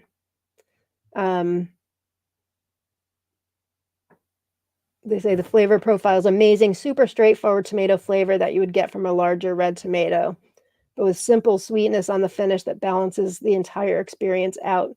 Yeah, they have that sweetness factor. So I really love it. Highly recommend. Hi, Ansel. And he says hi and nods in agreement. Yeah, we like, this is our tomato, right, buddy? You can't, you won't, and you don't stop. I have a feeling a lot more people will be growing this next year, Ansel. All right, what's next? Speaking of Anna Jankowski and the Kazulas, I found some really good Kazulas this year. This one blew my mind. This is Kazula 68. I know Kazulas and Jarsons get confusing with the numbers. I think Jarsons are a little bit easier to navigate through because he's only done up until now 35 crosses. Of course, there's a million variants of each one, so it's not exactly as straightforward as only 35, but there's 35 crosses. Anna Jankowski, I think, actually, now that I'm saying this, the master list in our group has several hundred, like I think over 300, maybe closer to 4. But that's not all the crosses. That's all the variants out there. Gosh, I wouldn't be surprised if Jarson's up there at this point too. I keep seeing, because it's not stable, the more people grow it, the more variants are coming out. But anyway, so this is Kazula 68. Now I'm going to show you, talking about not being stable. Where did I get these seeds from? Good question. Oh, I got them from Tomato Eden, I believe. Yes, Tomato Eden. They're a cross between Dino and Orange Strawberry. Tricolor Fruits was what got me hooked and wanting to order it from her. The flavor is incredible. Brix is 5.6, pretty high for a beefsteak. Rating is 8.5, incredibly prolific. They're they're not really a beefsteak. I'm saying beefsteak. If you look at the shape there, I don't even know what you'd call it. It's not exactly a plum. It's sort of a heart, like a plum, big plum with a heart. We're swimming in them. It was hiding behind. I think this is the one I mentioned that was hiding, or maybe was that a different one? No, that was a different one. Super good, super beautiful too. But what I wanted to show you was, oops, I went to look up Kazula 68 to find out where you could order it from, and found one on Tomato Faifu. It's not for order, unfortunately, but I want to show you what I found. If I can pull it up here. Share screen. Here we go. All right, so look at mine. Now look at this. Same cross, Dino and orange strawberry. Looks like a similar shape, but that's an F8 version. I don't know what version mine is, which also makes things a bit more confusing. And then if everybody's growing out like an F8 and getting different things, and they save seeds, and they're saying it's an F9, but their F9 looks different, that's where this whole thing with Kazulas and Jarsons just gets a bit crazy. But we're not looking at this F8. I just kind of wanted to show you because it's interesting. I'm almost positive that I got these from tomatoeden.net. Whatever it is, they're delicious. I wrote down they're very productive and very gorgeous. The rusty tricolor is similar to rusted soul, which is another one we grew this year. Oh, large pear-shaped. I guess I decided it's a large pear-shaped, and it is. Absolutely delicious, so flavorful, sweet and tangy with intense flavor. Absolutely incredible. Oh, this was the hidden one. Plant was hidden by large membranous. Those were these great big massive tomatoes we had. This, while I knew we planted this plant, like the fruits were hidden by these enormous large membranous fruits. So when I noticed the gorgeous ripe fruits en masse behind it in mid-August, I was hoping we would be in for a treat. What a great tomato. There are several variants from this cross. This is the tricolor variant. Oh, and then I've got Tomato Eden's information. So I definitely got the seeds from tomatoeden.net, not .com, .net. So if you're looking to explore Kazulas, this is a really great one. Very, very flavorful. We gave this an 8.5, which is excellent review for us. All right, what's next? I've mentioned this one a few times too. These seeds came from Carolina's Paradise on Etsy, one of my favorite vendors. This is Étoile chocolate, or Étoile chocoladnic or something like that. Not easy to find, but you can find them through Carolina's Paradise. It's a mutation of regular Étoile. It's from Russia, from breeder Zegalin NV. I'm not sure what the NV stands for, but that's always after his or her name. These were really, really early for us, and unfortunately, they're gone. Fat Lady has sung on Étoile chocolate for the year, but they were prolific. They had a Brix of 4.5. We gave it an 8. It's outstanding. They were smaller, as you can see, 3 ounces. About, well, let me show you. They're about this big. Lots of them. I wrote absolutely gorgeous fruits, saladette-sized ribbed dark plums, very productive plant, grew great in a 10-gallon, oh, that's right, it was in a grow bag, 10-gallon grow bag. Fruits average 3 ounces, 85 grams. I wrote it down in the description. The fruits were purple with green marbling, and the interior was a beautiful mix of those colors. Lots of seeds and goo, fresh, fruity, and sweet with lingering tomatoey flavor. I love this variety. It's a new one from 2020, selected from the regular A12 variety. So A12 chocolate. When I was looking at this variety, I had the seeds. Lydia from Carolina's Paradise had given me the seeds in a trade. I don't think she had them up on the site yet, but they definitely are now because I looked prior to coming on today. And it's hard. I found one other site in Russia, I think, that lists this, but other than that, it's so new that you can't find it. So let me put up, I have the link, I think, where you, yes, I do. Carolina's Paradise on Etsy, where you can get these. I really loved this one, a rating of an 8, bricks 4.5. I probably said that already. Here's the link to get that one.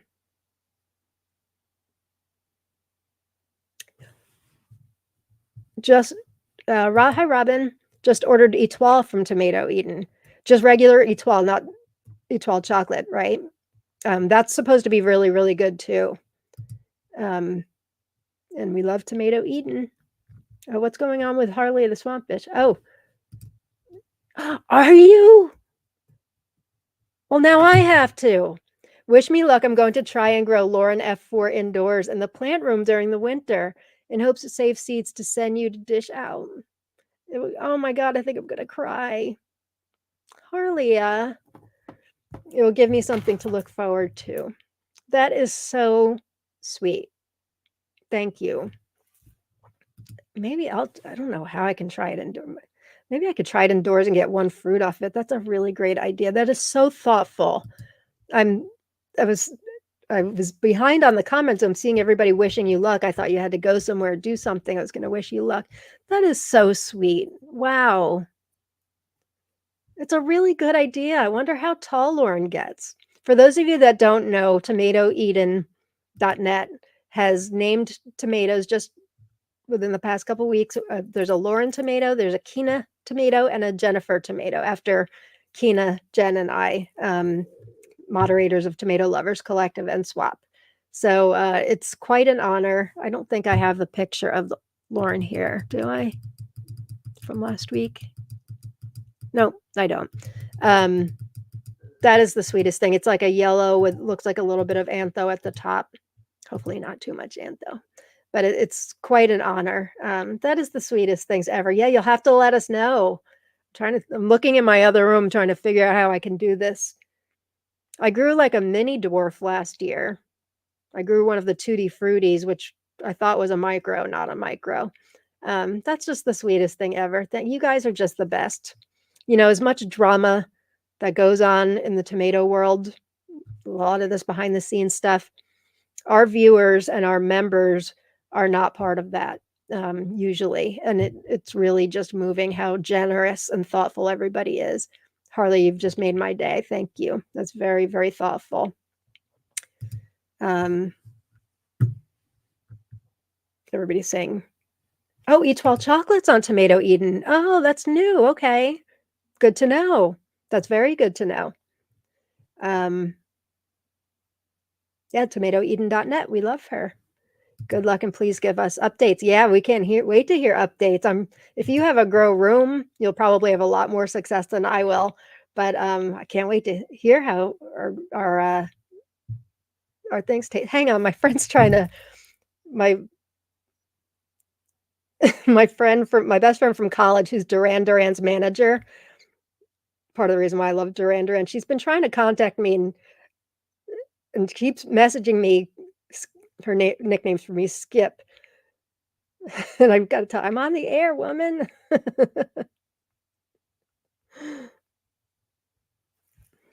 Yeah, I was just telling her about all the Duran Duran tomatoes that Bill Yoder put out and sharing her pictures with her. All right, where were we? Let's get back to some tomatoes. It must be an important question. Caddy, if you're tuning in, hi, babe. Talking tomatoes. All right. This is a really special one. And I'll just say right off the bat, I don't know where you can get seeds for this. These seeds were given to me from a very generous member, Sand Hallette, who also is responsible for giving us Lavorgienne seeds. She got these she's in France, but I think she also vacations in Spain. So she sends me a lot of things from France and Spain.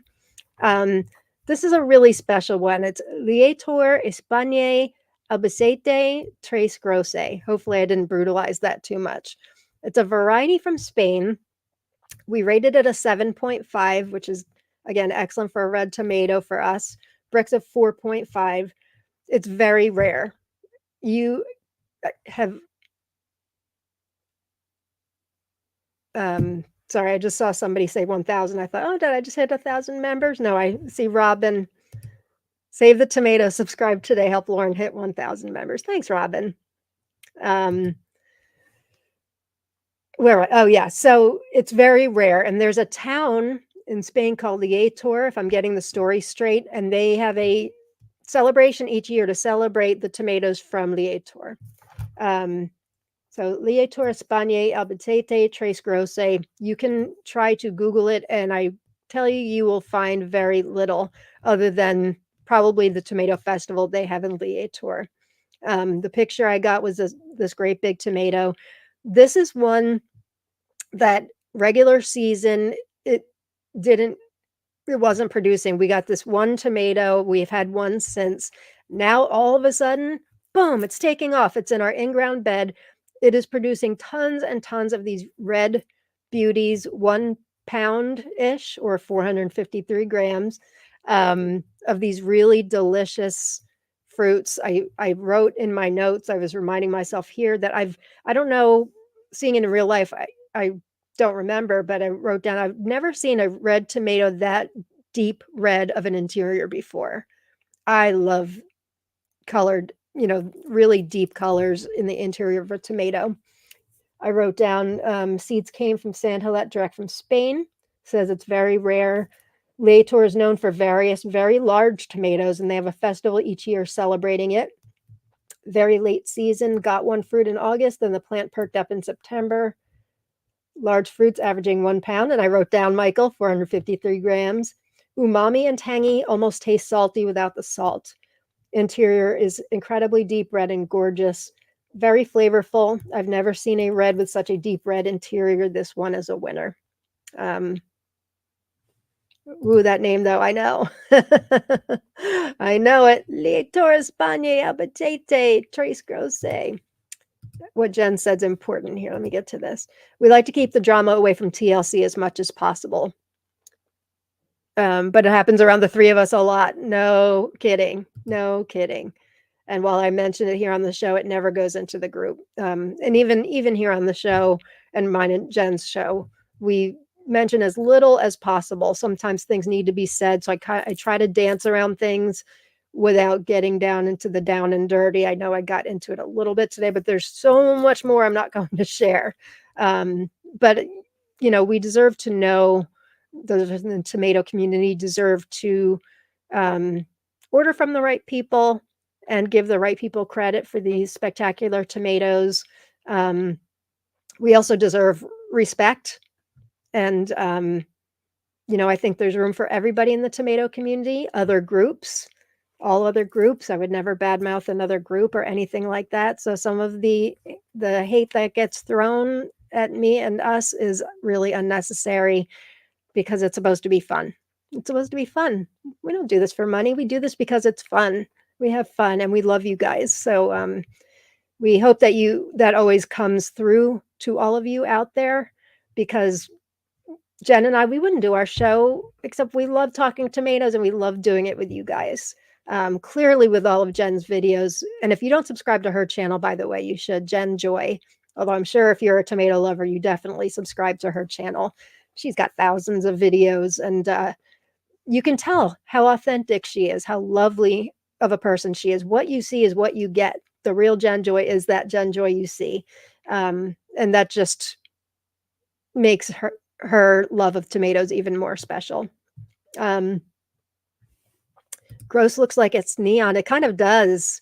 I wonder if it was, I use the same lighting, which is no lighting. I don't use any special lighting, but sometimes the photos look a little different. It's on my stovetop, believe it or not. That's the deep, dark, dramatic lighting or backdrop I use is on my stovetop. But sometimes if it's daylight coming in, I do have the lights above my stovetop on, so that's my official lighting. But it does kind of look neon, you're right. Trust me, it's a deep, dark red. That is quite the name. It is. It is.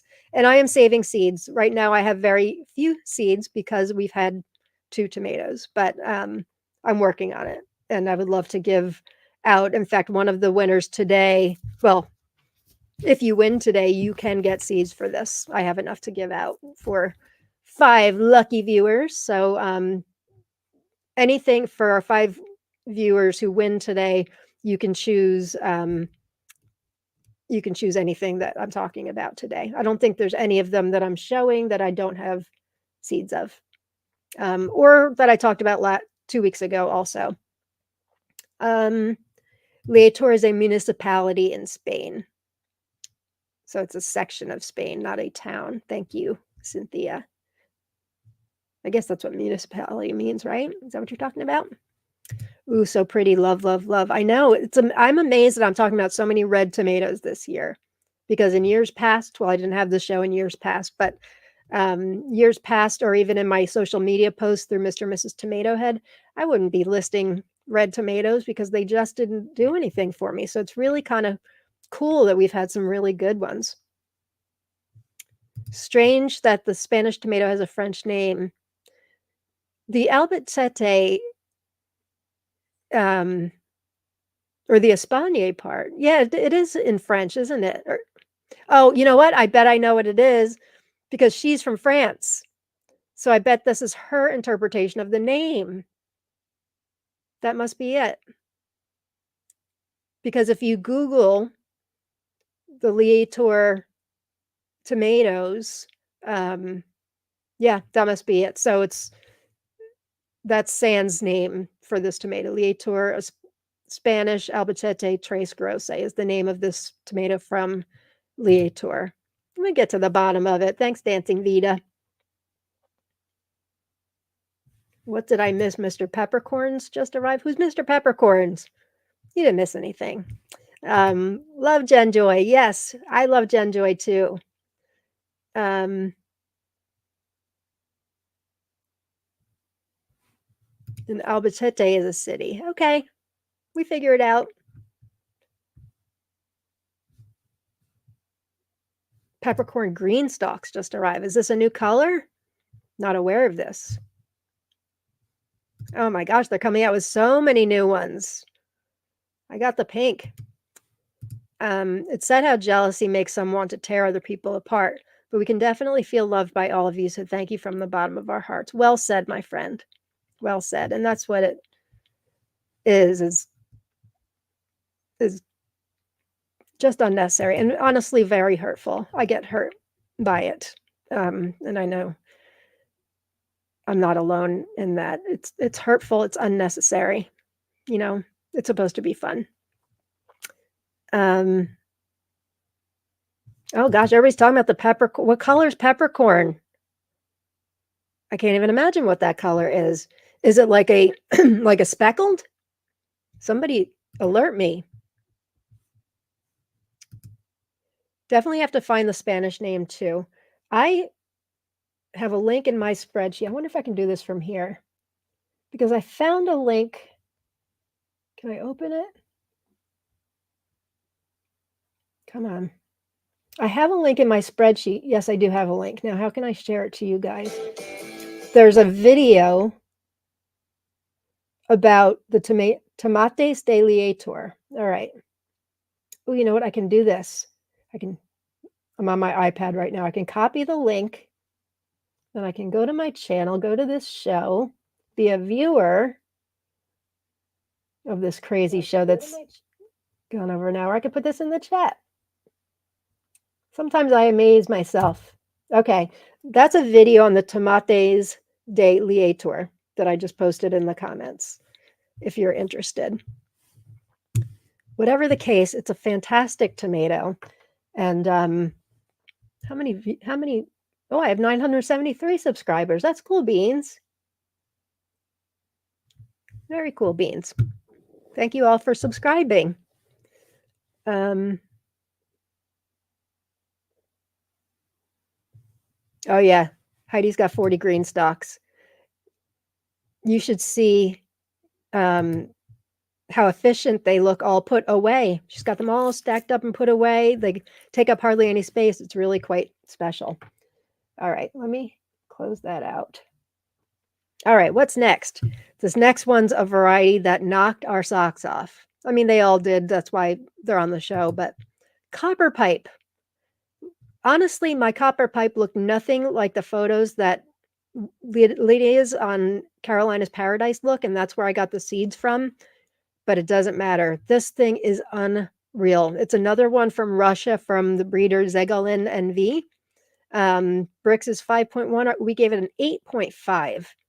This thing was so prolific and so delicious. I think we're still getting fruits from it, although I don't know if you guys notice, it's really the end of season for us here, which is weird because it's only early September. It really should be like a month from now, but I'm getting end of season tomatoes. I think because they come on so hard and fast early and mid season for us, and then they're like, we're tired now. But I still have sucker plants that I rooted that are just coming up. So copper pipe is that's one of the ones still going. Absolutely delicious, intense tomato flavor, lots of spiciness and sweetness to tantalize the taste buds. Gorgeous fruits too. Plant wasn't that oh, I'm thinking of rusted soul as prolific. Never mind me. It wasn't prolific. Is that right? Copper pipe. Could be some of these I wrote the reviews a while ago. Now I'm trying to think. I feel like I picked one last week. I'll stick with what I wrote though. I think I might be getting it mixed up with rusted soul. So it wasn't that prolific, although honestly, like I said, I just picked one last week and deeply inhaled it because it was delicious. And I wrote plant wasn't that prolific, but that is likely because of our drought. This was one of our OMG varieties of 2024. You can get these from Carolina's Paradise. Let me get you the link. I think I wrote it. Oh, no, I did not. Oh, you can't get it from Carolina's Paradise. The link that I had in my spreadsheet where I ordered it from her, Carolina's Paradise, says this item is no longer available. I did look for another source, couldn't find it. So maybe, like Tomato Eden hasn't unveiled all of her new stuff. You just never know where it may pop up because she grows a lot of stuff. So I wouldn't be surprised, but for right now, maybe Carolina's Paradise will be getting it back in. We can check, and you can get it from winning on this show. You can get seeds. I'm heading out after this to start tearing out some of my tomatoes here at home. I'm sorry, Jen. So sorry. I don't recall where I got copper pipe. We'll look as needed. I bet you got it from Carolina's Paradise. I don't think I'd seen it anywhere else. Peppercorn is mostly gray with a blue-green tone. Oh, that sounds pretty. I can't look. Don't look, Lauren. Don't look. You don't need another one. Hey, Hector. Already started pulling out some of my plants here. Yeah, it's sad. I've pulled out a couple already. My copper pipe do look like that.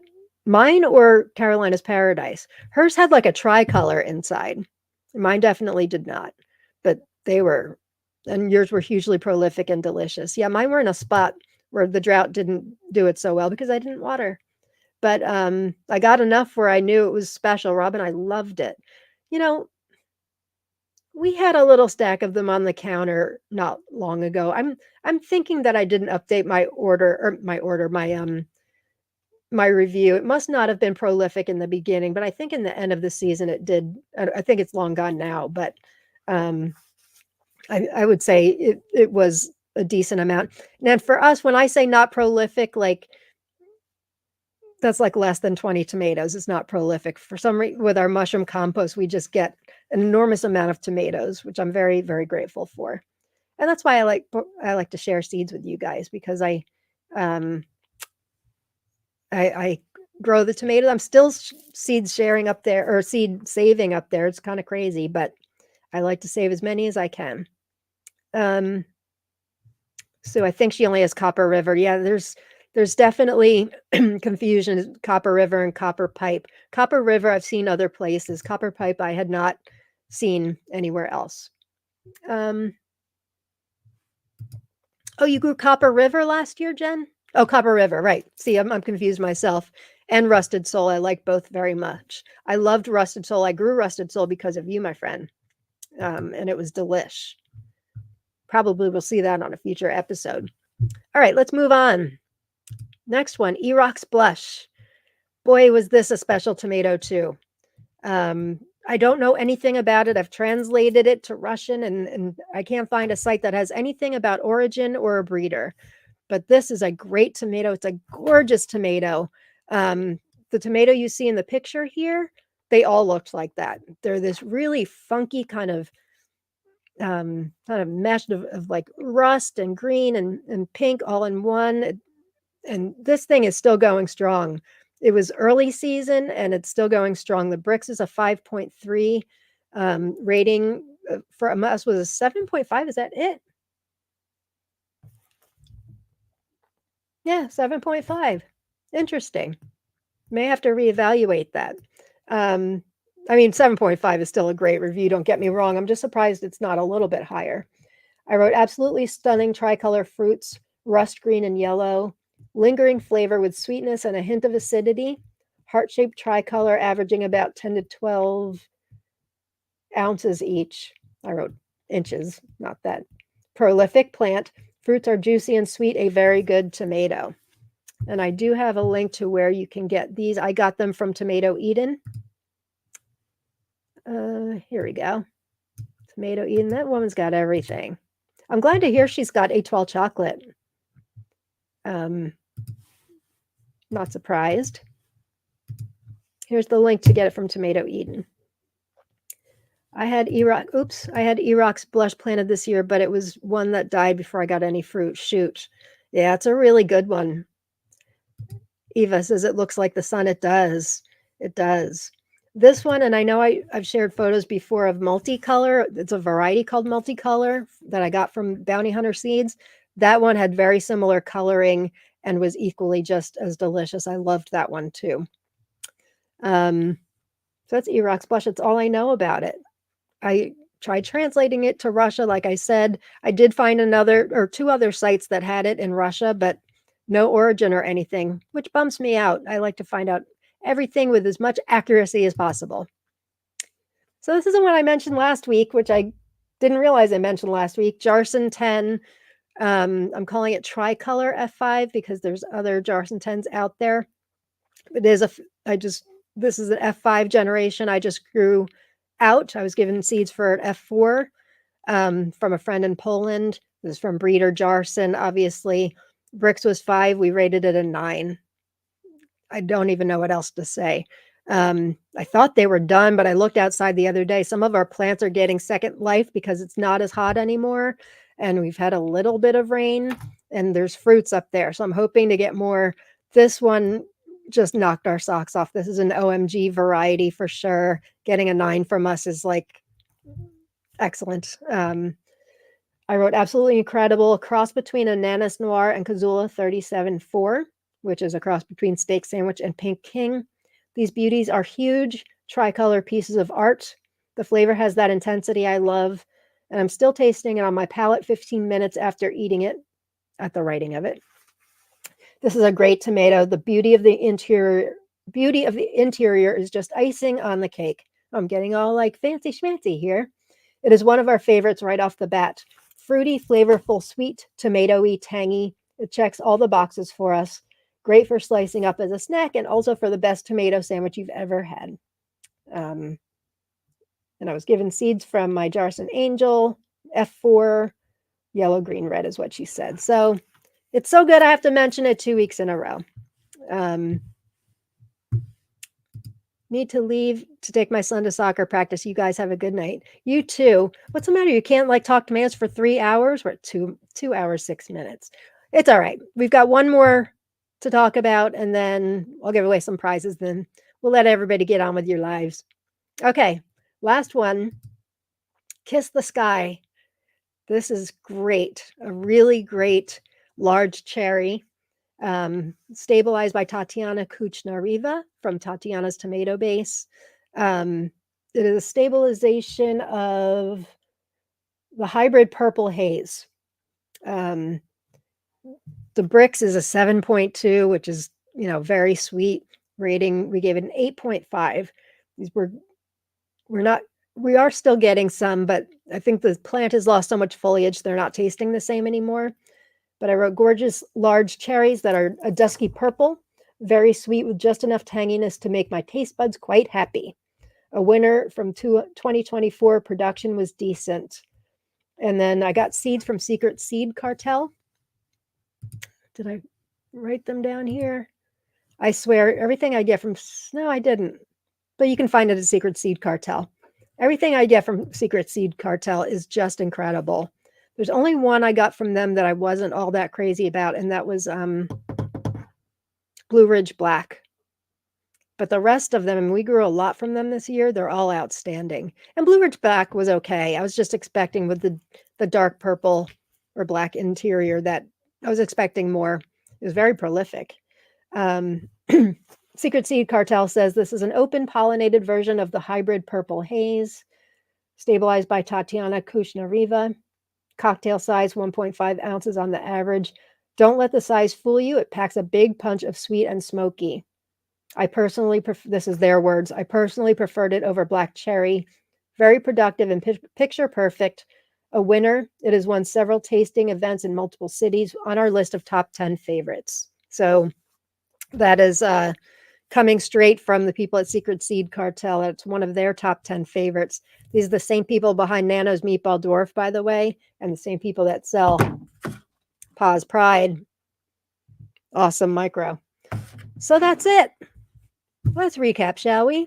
Kiss the Sky, Jarston 10 Tricolor, E-Rock Blush, Copper Pipe, Lietor Espagne Albacete Tres Grosse, which is the French word for Spanish big tomato from Lietor, basically. But it's delicious. Etoile Chocolate, Kazula 68, You Can't, You Won't, and You Don't Stop, Pamiati Corneva, and the newly renamed VD16, no longer referred to as Malachite Elf. If you missed the drama, maybe you want to hear it, maybe you don't. Now I need to eat a tomato. And no, right, instead of like, I need to smoke a cigarette now. You need to eat a tomato. Me too. Kiss the Sky going on wish list. Good call. It's delicious. And the only reason why it wasn't more productive, it was next to a variety that got disease kind of early on, so it spread it. It's still producing. It's just the leaves aren't there, so it doesn't really taste like much anymore, but it was incredible. I just want to say I've thoroughly enjoyed hanging out with you and everyone here. I love you all. Isn't it just fun? You know, even during the weeks where I've got a lot going on, which honestly seems to be every week. I have my cousin coming to visit on Sunday, and the house is kind of a tomatoey mess, and I really should straighten up. But I just don't like to miss this time with you all because it's really special and fun. And it's a really great way to kind of forget, even though I talked about some crazy tomato drama today, it's still a great way, I think, to forget, leave our troubles of life behind. Don't you think? I think so. So make sure you watch Jen and I tomorrow night, Tomato Talk Live, September 2024 edition. Me and Jen answer your questions. And then October will be Craig LaHoulier.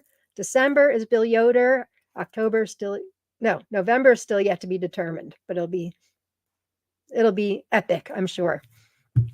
So make sure you get in hashtag tomato if you haven't already. You only need to type it once. I know some people have been typing it multiple times. It only picks it up once. We've got 75 entries. That's pretty cool. So I'm going to draw 5 names. I'm going to put in the count. Well, I'll put a banner up. If you win and you're not in the group, I prefer private messenger. But if you're not in the Facebook group, you can email me. This is my email address, lernie@me.com. I'll leave it up for just a minute in case you need to go back. LERNIE@me.com. And if you've won in the past and you haven't received anything, have no fear. Everyone is written down in an enormous series of notebooks that look something like this. So I will get to it. I don't want to stop giving away seeds, but I give away a lot of seeds. So I run behind, and it's tomato season after all. And I've been getting the B times Macbeth seeds out priority for people from Micropalooza.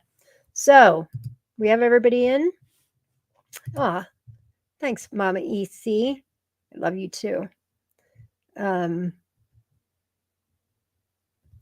lot of love going on here. Deb, hope you're having a great season. You guys are the best. Phonies grow with me in the DMV. We love you all. All right, let's do this. So you can choose anything from this episode or anything from the last episode or anything you've heard me talk about that I probably grew this year. You can choose that too. You can choose my Bananas Noir if you haven't had a chance to grow that. I'd love to give away those seeds. By the way, speaking of more drama, those seeds are always intended to be free. I ask kindly that they don't be sold. So if you see somebody selling them, if you could just let me know, I would appreciate it. I mean, I'm only going to be able to control that for so long. I realize that, but it's important to me to get those out in the tomato community free of charge. If somebody needs to make money off of it, it's their livelihood, so be it. But I would, with the seeds I give out, I include an information sheet on them and just gently ask that people don't sell them. But I've been giving out the seeds for a few years now. People save the seeds and they grow them out. I wouldn't expect them to be telling everybody these need to stay free. So again, I can only control it for so long, but I want to make it a special thing. It's my gift to the tomato community that my banana s'more, my babies. Let me show you a picture if you're not aware of what I'm talking about. I showed it last week as one of my top 10 favorites, and it really is. It's still, oh, do I get rid of the slide? Come on, man. Where is it? No slide. Well, it's good. It's like they're small saladette size tricolor, more green when ripe, but tricolor in the interior. Very sweet tomatoes that are delicious. And our own Michael Kelly just grew one indoors. It's a miracle. All right, let's put up our giveaway tool. All right, 75 entries. If you haven't put in your hashtag tomato in yet, you still have time to do it. I'm going to draw 5 names. Oh, I'm running out of this notebook. Got to get a new one. There's always a new one. Hang on. Got to make sure it's written, locked and loaded. So many notebooks, so little time. No. I'm like a notebook collector too, as if I needed something else to collect. I do love notebooks. What is that? All right, we'll use this one. Can you imagine somebody just taking so long to find the perfect notebook? What a maniac. I only have 2 pages left in this one. I need to make sure it's written down because I forget things immediately. That's what Keena's good for. She remembers everything. Okay. Let's give away some prizes. Yeah, Voni. I love sharing for free too. That's why I think that our group is the best. You love notebooks too, Jen? How did I not know this about you? We are sisters through and through. Mountain Mule Hardwoods. I got your bananas noir seeds as a bonus in the trade before I understood how exciting that was. Well, I'm glad you think it's exciting. I know Carolina's Paradise is giving them away as free gift with purchase. I know somebody said that. And I think Lydia told me she was going to do that, which I think is really, really nice. Really nice. Jen says they're gorgeous and delicious. Thank you. Thank you. Yeah, that was disrespectful. Well, the person I found that was selling it wasn't necessarily doing it. She didn't realize. She didn't get the seeds from me, so she didn't realize. Hopefully that's all taken care of now. Do I have any pages left in this notebook? One. Okay, let's give away some prizes. And if you forget, if you need more things that to choose from, if you're a winner, just let me know. We can find some good stuff. I've got Nano's Meatball Dwarf. I've got Purple Rain, Bill Yoder's Purple Rain, and the other one too. But I've got a lot of stuff that you guys may be looking for. Aiva Stumbrate, congratulations. That's number 1. What's today? The 5th. Aiva Stumbrate. Please private. She still texts me, can I call you really quick? I freaking missed this. I'm still on the air. Hang on. Sorry, guys.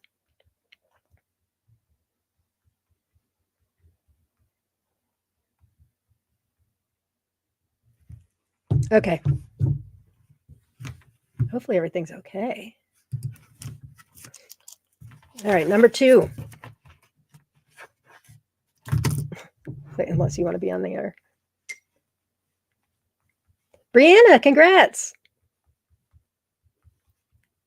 I'm telling her unless you want to be on the air, but I'm pretty sure she doesn't. Okay, Brianna, congratulations. I can't wait to see what you guys pick. I get excited seeing what you guys pick.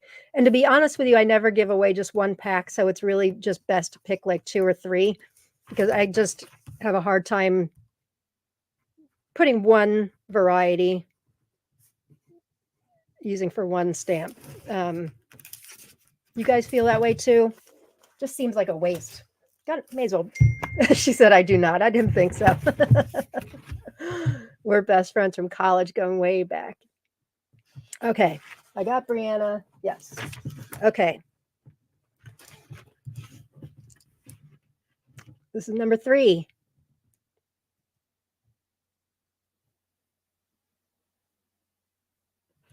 Grow, cook, eat, repeat. Pretty. Congratulations. You've been didn't you win 2 weeks ago too again? You really need to play the lottery. Okay. Okay, that's number 3.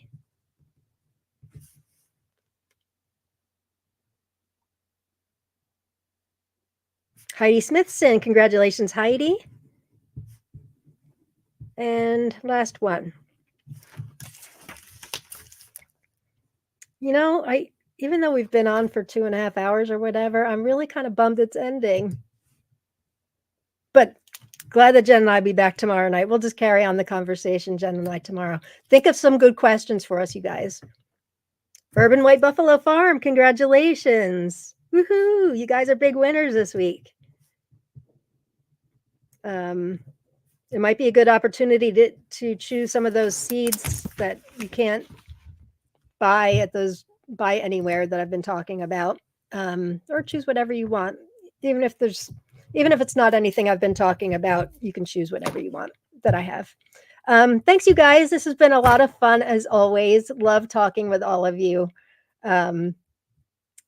If you missed the beginning of the episode, there was important information shared in the beginning. I don't always just ramble on for 3 hours. There is important stuff in there too, so you may want to catch it. Make sure you catch Jen and I tomorrow night. Be there, be square, 7 p.m. Eastern, 1 a.m. Central European Standard Time, and 4 p.m. Pacific Time. Tomato Talk Live, September. We'll be there, and thank you all for being here, and I'll see you tomorrow. Peace and love. Get your gratitude on and go grow tomatoes. Now I have a phone call to make. Bye, gang.